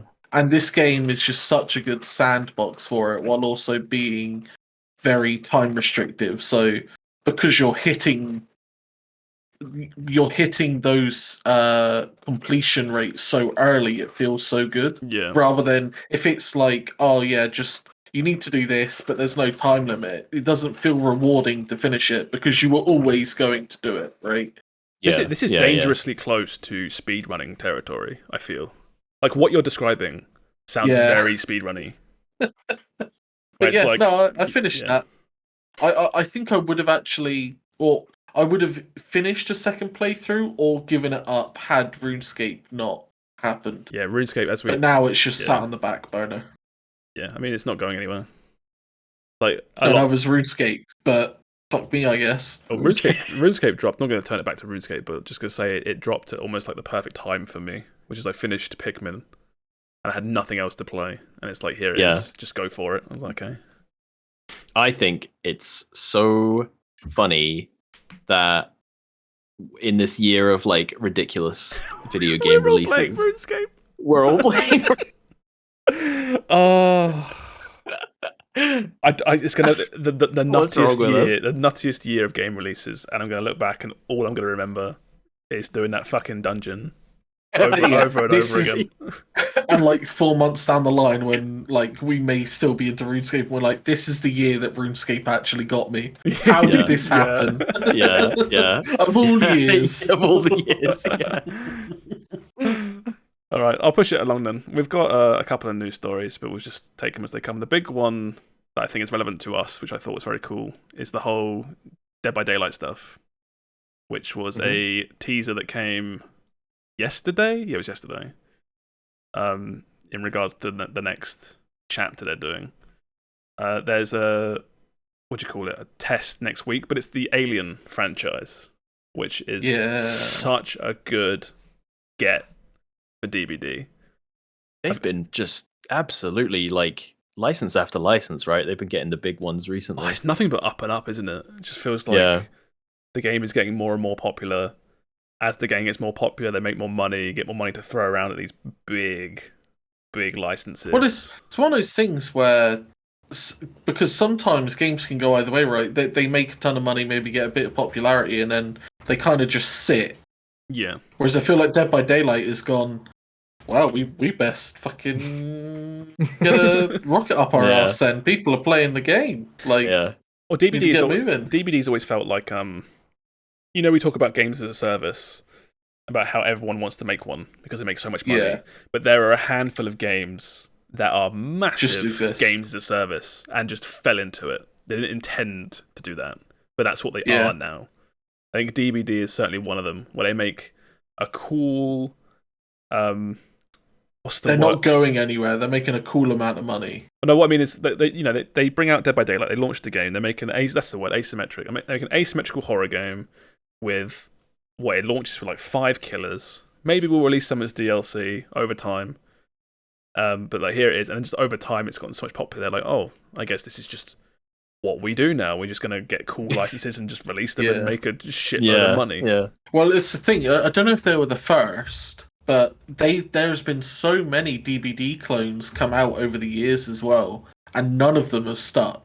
Yeah. Well, it's the Monster Hunter problem of how do you compete against something that is already so mammoth in size. It's like the reason I always come back to Monster Hunter, because it's like, here's a cool new Monster Hunter game, but it's not like Monster Hunter, is it? It's like, no, that's because they've been making games since the PS2 and they have 150 dragons invented already or whatever, and the game already plays amazing. It's like, you got to really have something good to stand out against these juggernauts. When the Battle Royale thing happened, at least Fortnite obviously is still the main big one. Yeah. But I think that genre is so big, it's actually got space for competitors. Whereas I think things like Monster Hunter DBD, I don't know if the genre has enough space for there to be 2 or 3 big ones. You know what I mean? Yeah. I think even when you think about those games, even those games I don't think launched with battle passes and games as a service stuff. Like PUBG came out and exploded overnight in popularity. Yeah. And it was just, here's a cool game that's, you drop into a map and you kill 100 people and you win, and then you go again. There was no ranked play. There was no, from what I remember, I don't think there were like skins or anything. It's just, here's what it is, and then everyone sort of builds around that, right? Yeah. Just thought it was quite interesting. But yeah, Alien is such an insane get. I think people have been asking for this for a very long time. And now you get your tinfoil hat theory. Yes, my tinfoil hat, which is that Skull Merchant was supposed to be Predator. I'm so sure now that she was, because they were talking about it, I think, for a while, about like Predator being in, and then he just vanishes, and then Skull Merchant, like, her abilities are kind of weird. Her weapon is claws. She has the whole stalking thing with her moves. And then they release Alien. Like, I'd buy it. I'd buy it. Yeah, Alien comes a few chapters after, because obviously these chapters are planned so far in advance, right? Like, they've been working on Alien for, like half a year or whatever, or it's been in the pipeline. I'm so sure that we were supposed to get some Alien and Predator, not crossover, because you can't have killer v killer, obviously, but like in the same game at some point. But it just, because like an Alien v Predator like event, even if they obviously can't go against each other, but that would be such a good setup. Pick your favorite killer, work towards getting that team's killer, more wins or more sacrifices. Even as it's the headline, DBD now has Alien and Predator. Isn't that cool? That is cool. That's awesome. I would love that. Okay, here's my even bigger conspiracy theory. No one gave a shit about Predator, right? Right. So they got the license real cheap. Then that Prey movie came out. Suddenly, we're all on Team Predator again. Ooh. And they're like, well, now we're gonna need some more money, right? I'll believe that. We're all pro Predator here. Mate, I'll ride this tinfoil hat train into the sun. I'm with you. You getting on with me? I'm getting completely on. We'll ride Getting on the ride cart. into Let's space. go. I'll buy that completely. But yeah, I'm just like, I know it's so soon, the reveal. It's like, less than a week now. But I am thinking like, ooh, what would an alien character even do? That would be cool. It's got to involve face huggers somehow. Like eggs. You drop eggs like traps everywhere. Yeah. The eggs have to be in the map. Like, and survivors have to interact with them somehow. Like, that's got to happen. Yeah. Are they getting like a sci-fi map too? That I could be assume really so. cool. Like the teaser has, has a ship from the franchise. I think nothing's really confirmed, but I'm gonna assume Ripley will be a survivor. Yeah, it just makes sense. I feel. But yeah, I can see. I think certain things almost feel guaranteed, like the aliens Maury involving the tongue bite thing. Chest burster. Oh yeah. I think how the pig has the mechanic of the head traps that kill you if you try and leave with one on. You know that? Oh, you think it'll be something like that? Like there might be something like you'll get infected and you got to clear it somehow. If you get face hugged, you have to clear it around the map somehow. And if you leave with it, like you die off screen or whatever. That would be cool. But yeah, I can't wait to see this. It's such a cool get. I think we've known the next chapter was going to be licensed, so we knew it was going to be something. But Alien is such a cool get. But yeah, that's we'll move on from that. But that was that news story. Another one that popped up, I think it was today or a few days ago. Apparently, there's more rumor mills again about another Switch coming now next year. It's not much on this, but I think this, as I said, this comes up every so often. Apparently, development kits for the next Nintendo console is coming out, aiming to launch around sort of Christmas period, 2024. It's going to be like hybrid console again, like TV just like and a Switch 2 sort of kind thing. of, yeah, almost like. I think it's a good idea. Like, nothing's confirmed, but the fact that they did so well with the Wii and then messed up so badly with the Wii U. You think they'll play it safe this time? Just play it. Just like, here's the thing again, call it the Switch 2, like whatever. I think that would be a good idea. Yeah. I know Nintendo doesn't really do like numbered iterations, but do you think we would ever get a Switch U? Switch U, that'd be the awful. Switch back, the Switch up. Oh, the Switch up. I think whatever happens, I think you either end up with Switch 2, like a Switch Pro. No, I think Switch Pro wouldn't be a new console. This is talking about a whole new console, right? You either call it a Switch 2. Is it though? Or no, we don't know, but supposedly Nintendo, it is. You call it Switch 2, or you give it a whole new name, and you have to market the shit out of it being a new thing, so people actually know. That's true. Yeah, they don't. That's what they did with the Wii U, right? They don't want to call it Switch something again, because then people will be like, "Oh, I got Switch." Yeah, that's exactly the Wii problem. Like, I'm not buying a Wii U. I'm 80 years old and I just brought a Wii. I don't need a Wii U. I don't need the U version. Yeah. No, Grand. Listen, this one's got like new WarioWare games and shit. It's like, no, I don't need that. I got a Wii. I got a Wii already. But yeah, so like I said, not much to say on this. This was just an interesting little story. I think it would be nice to start hearing new things about a new Nintendo console, because Nintendo are kind of like, what do you call it? They alternate in between the other consoles. Like the half-life of a PlayStation and Xbox, you get they got out of like the cycle. Yeah, I see what you mean. Yeah, they're like their own thing, aren't they? They just exist on their own. So I wouldn't be. It's sounds weird to say, but like PS5 and stuff have been out for a while now. Like they're getting. It doesn't feel like it though, does it? Because of all the like not being able to get a hold of one for the longest time and stuff like that. They still feel very new. It feels like. Yeah, I don't know. Maybe because I don't have one. But... Oh, no, it's literally like you say, it's the loss of time between not being able to get one for ages, and then also just COVID, just absorbing like 2 years essentially. So, I think it's about time. I get excited for a new Nintendo console if it finally plays. Although it'll finally get up to date, and then a new. We'll start hearing about the PS6. Yeah, and it's like, oh, this Switch 2 looks like garbage. It looks like PS5 graphics. Not that Nintendo care anyway, because it just prints money as long as they do it correctly anyway.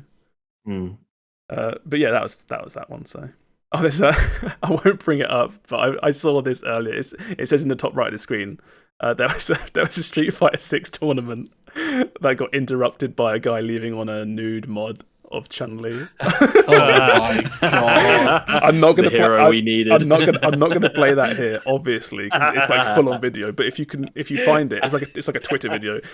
You can hear the awkwardness of just the announcers, and then like the game starts, and it's a real match for like a split second before everything stops. And the characters stop fighting, and it's like the dude realizing he's left the mod on. It's so bad, but it's so funny. Right, what else have we got? We could talk about this. It's like going to boot up Skyrim on your friend's PC, and he's like, "Whoa, no, hold on." Yeah, he's booting Skyrim. He's like, "Oh, okay, bud." You open up the browser and you go to YouTube and you get as far as you, and then you're like, "Wait a minute." Yeah, you start booting up Skyrim, and you're like, "Why is it taking so long to load?" And then it's because it's taking so long to load. You realize like, "Oh, turn it off." Yeah, I don't want to see it. It just like boots to a single frame of one of the main characters in a maid dress before it gets Alt F4'd. All right, we spoke about this last week, but we got a little bit of gameplay of Ratatan. This was kind of interesting. We had a massive discussion about PSP and PS3 download games last week. And this was, I think at the time, this game had like a, what do you call it? Like a Kickstarter teaser, and now it's got a proper trailer. And the Kickstarter's launched. Yes, it's doing very well. It's already been funded, so this game is coming out. Yeah. I think they're currently, as of right now, pushing for console releases, but it's going to be on PC regardless. So it's made easily over £500,000 so far. I am shocked. The people cry out for Patapon. I'm shocked that many people know about fucking Patapon, of all things. Yeah. What did you think of this? I thought it was pretty cool. I think I can't play the audio here, but it is so Patapon. Yeah, I thought the audio was spot on. Like, it just feels like it's like the same but different, but like a nice, it's what you want. I didn't like the art as much in motion. I'm sure it's something I can get used to, but like, it's not as punchy as Patapon, that's for sure. Yeah, Patapon was like so good looking for what they were working with.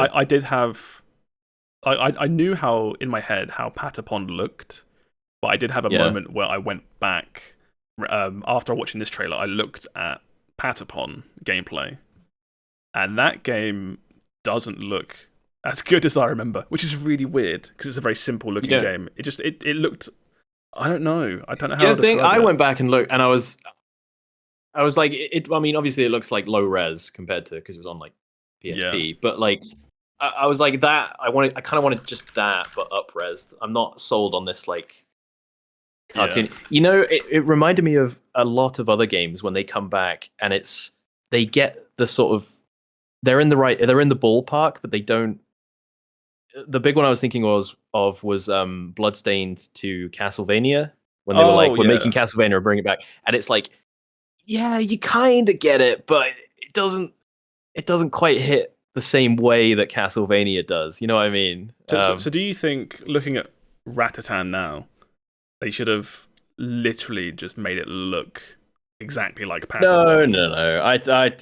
They do their new thing. They can do what they want. I don't think they want to just straight up copy Patapon. But I don't know. I'm not sure I like this like this new art. Yeah, I love Patapon so much. Yeah. It's one of those like lame. Oh, every frame's a painting or whatever. You know what I mean? But like, I know what you mean. literally, some of it all looks so cool. It's an art style that I don't think I've really seen in any other game. Yeah. It's so Yeah. I don't know how you even describe it. Everything's so simple, I guess. Like the shapes are very simple. It's very striking, saturated color backgrounds with just black silhouettes, essentially.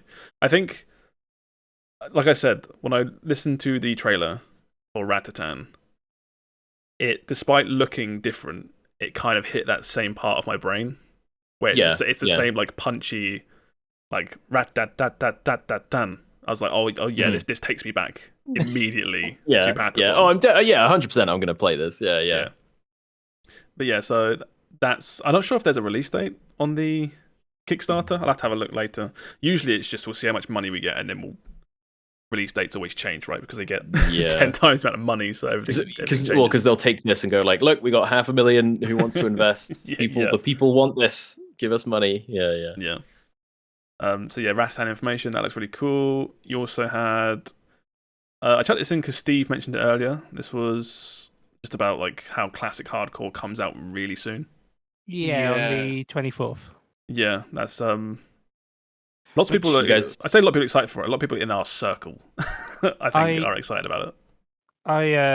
This they're doing the classic thing of Guild Wars 2 expansion comes out on the 22nd. We're gonna put a big thing. Oh really? directly at that time as well. Why are they slap fighting with Guild Wars? I was about to say, is Guild Wars actually any competition? Is that the level WoW is at now, where it's fighting with Guild Wars?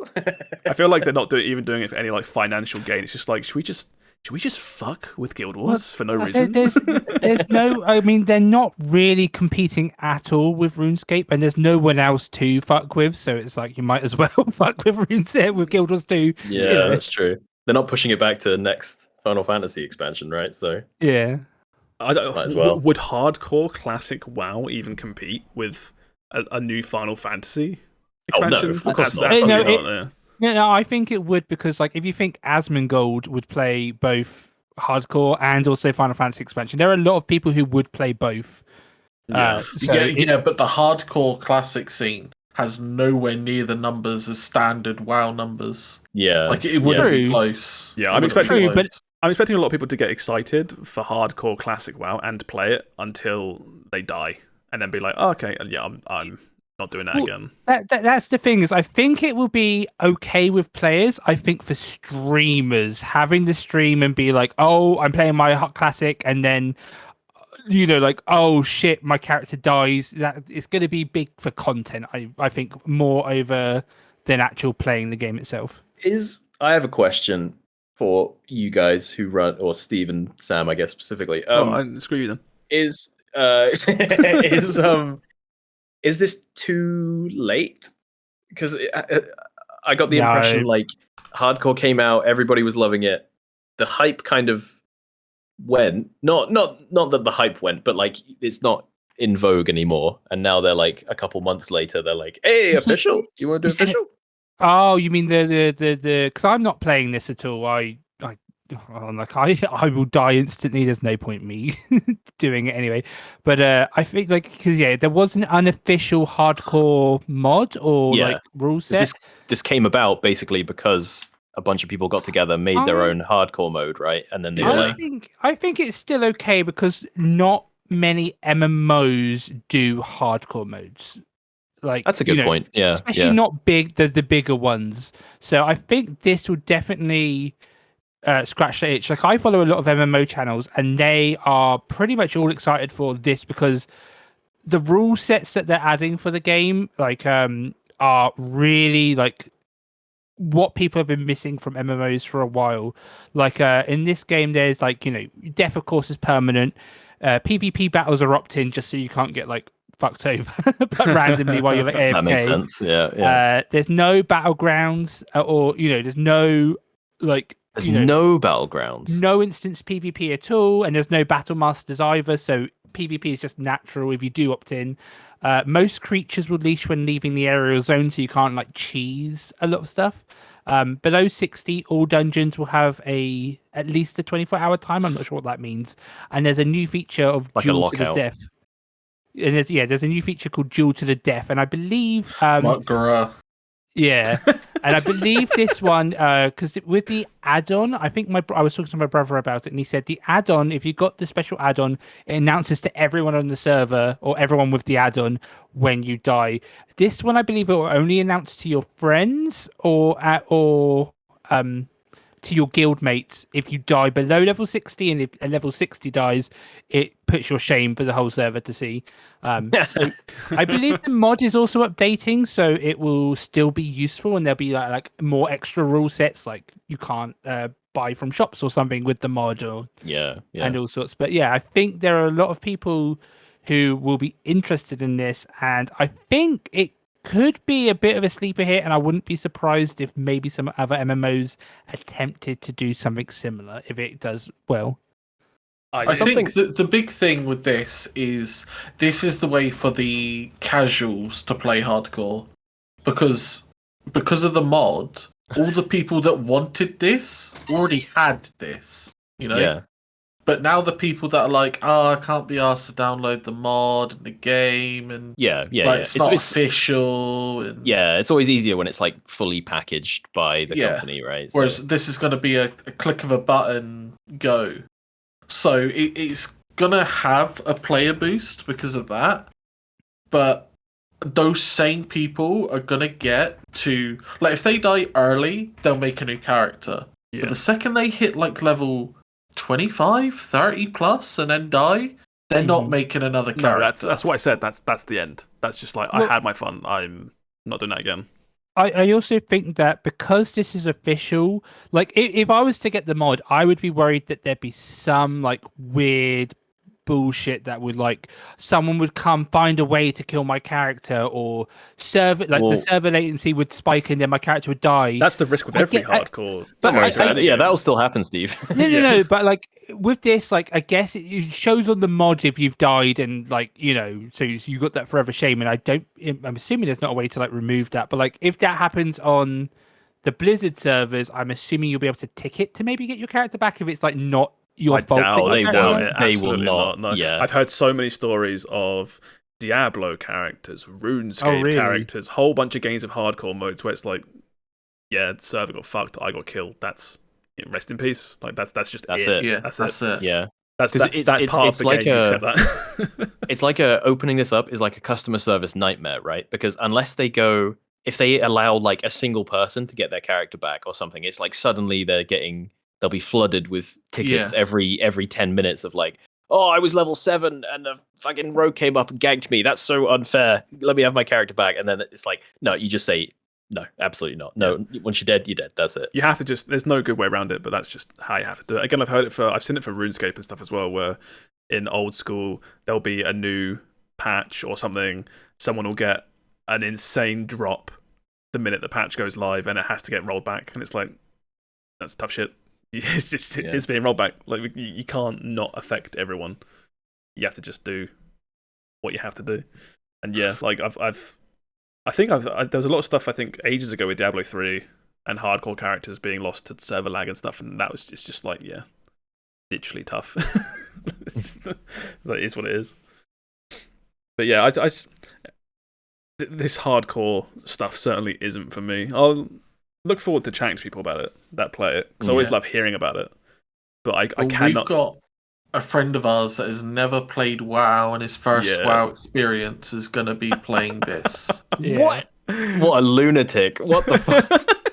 As I said, I think this is. Yeah, as I said, I don't think it's going to appeal to everyone playing, but I think watching it is going to be very entertaining. But my only thing with that is, again, we've already got it. Like if it's an add-on, it's like a Nuzlocke where it's like, oh, it's self-imposed rules. It's like but realistically, from a viewer's standpoint, there is no difference between official and I get what Sam's saying. Self-imposed. I see what you mean. I get, but like for example, with a Nuzlocke, like you can permanently delete your Pokemon if they die, but like, you can also just technically keep them. Like if you're enjoying your I'm not sure how the mod works, like the add-on works. Does it actually delete your character if you die?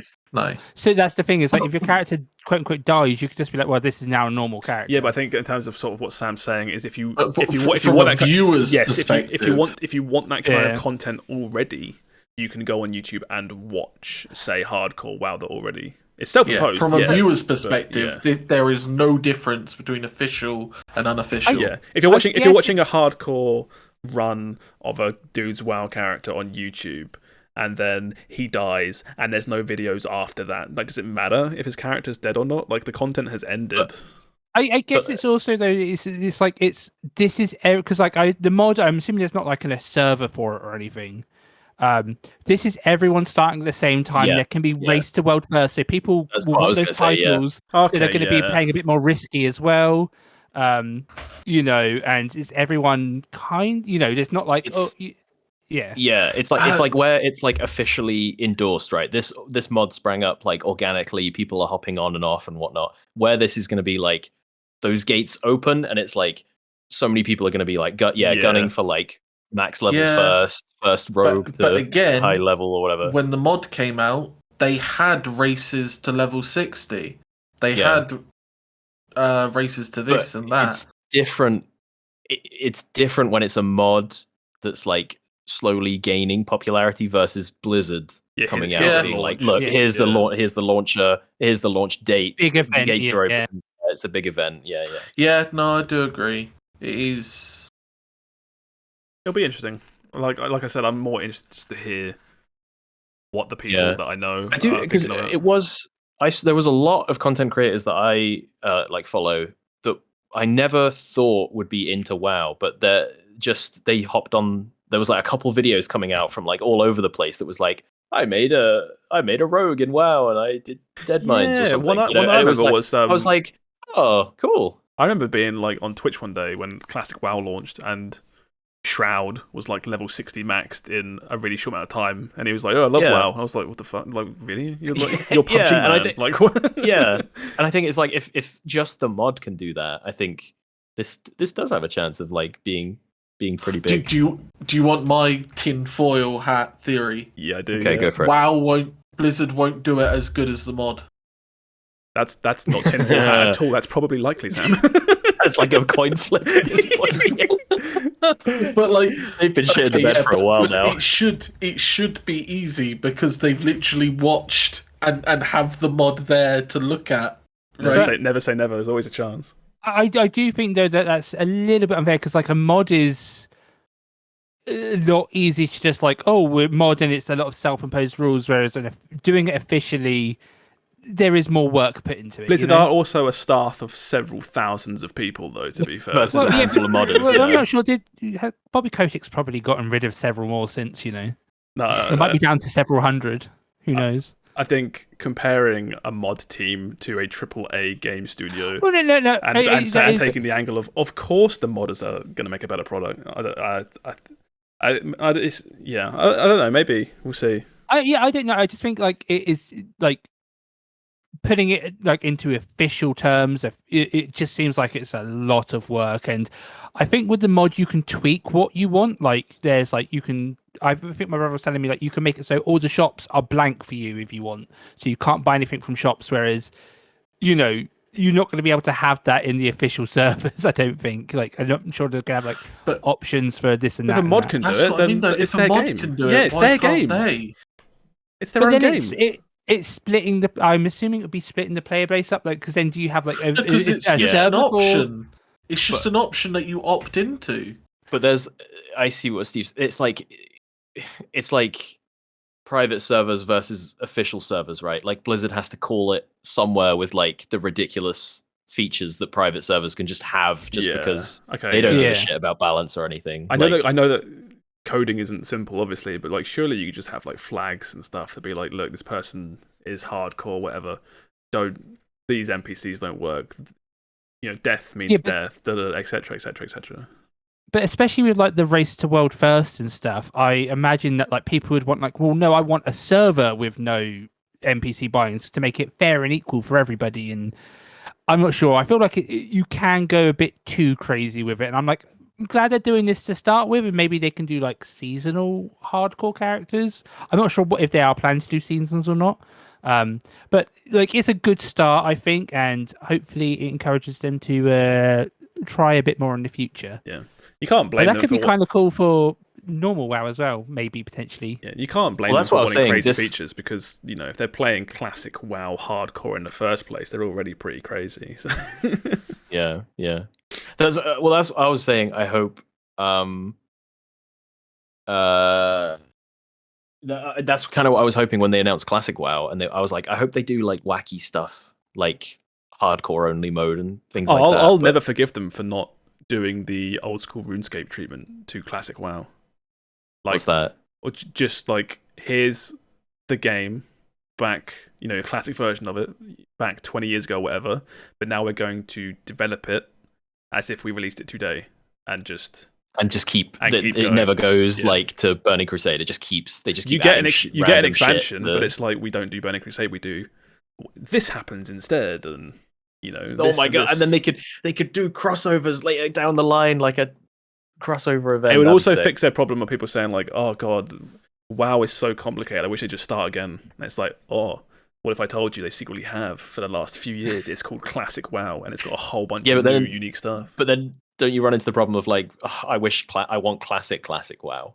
No, I don't want new classic WoW. I mean, if they've already got servers, Take me back. they've already got servers for Classic WoW, Burning Crusade, Classic WoW, That's Lich true. King, Yeah, I Classic guess WoW. that's true.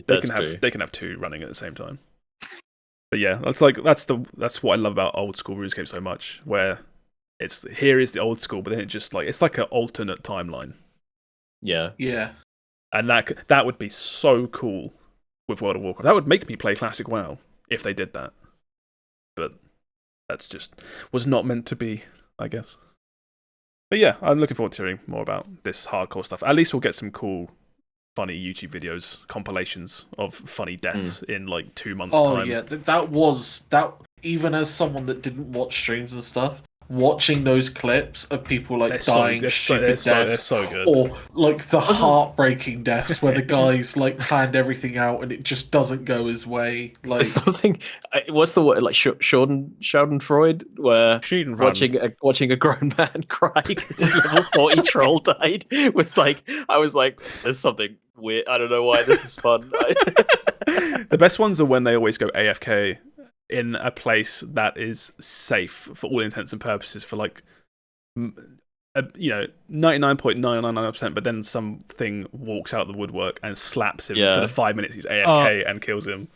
It's not like a WoW story, but I have an AFK like that. I was in Hunt Showdown, and I never AFK during stream. Yeah, and I had to for once, and I went into a toilet in the game and put like an AFK thing on my screen. Went AFK. A fire zombie comes and whacks me and burns my body to death while I'm AFK. That's how it goes. If you go AFK, Yeah. even in the safest place ever, something will find you. They'll find, Yeah, you could be at your PC Asking for in it. that spot, like sitting there for a million years, and nothing will happen. But the minute that you leave your chair, something will come and slap the shit out of you and kill you. It's just how it works. It's just how it goes. Camping mechanic. He left his chair, dropped the zombie. Wasn't there, Steve? I don't know if you read about it. There was like scuttlebutt about a guy who like sabotaged his hardcore raid group and killed. I like did. 40 I heard cackled at yeah. this. I cackled at this. So the drama for that was so funny because people like, like they've been trolls, like all their characters should be like resurrected. Yeah, I saw. Yeah, yeah, and it's like, what was the point? You're playing hardcore. Yeah. I'll explain it for the people in chat. So this guild had hired someone who was a known troll, and they had been playing with him for like a year, but he had in the past been known as like a really toxic troll. Yeah. And he was like, I've changed my ways. And then they're in they're in like a raid on like, I think it was Naxxramas Fort, like the Four I think Horsemen. it was Rag. I can't No, remember. it was the Four Horsemen because they called him the Fifth Horseman. Okay. Oh, that's sick.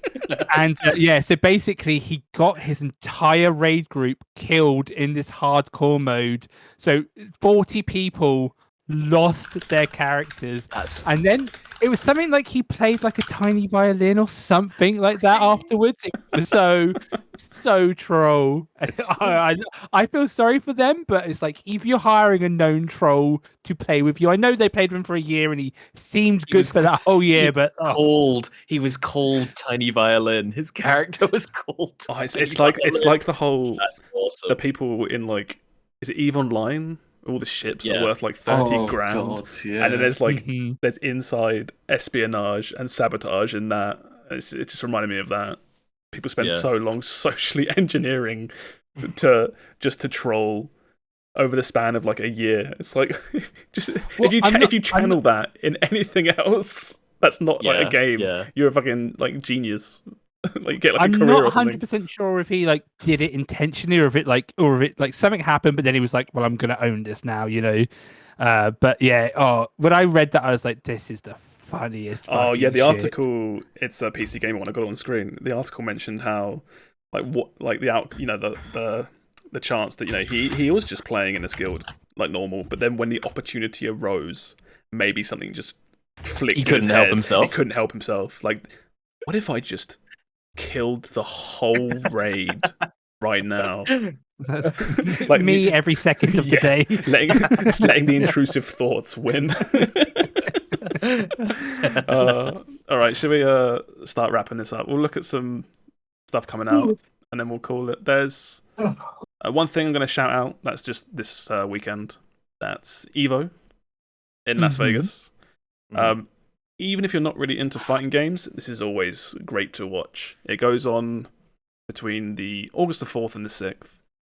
They'll have several Twitch channels for this based on because several games will be running at once. So Yeah, if I you're believe there'll be at least 3 what channels. you'll find is there's like 3 channels because there's so much stuff to see, right? It goes over multiple channels. If you're not heavily into it but you're just curious, wait for day 6. Sorry, the 6th of August, which is the final day. And then on the main stream, what they normally do, Oh yeah. they have all the finals for all the games back to back.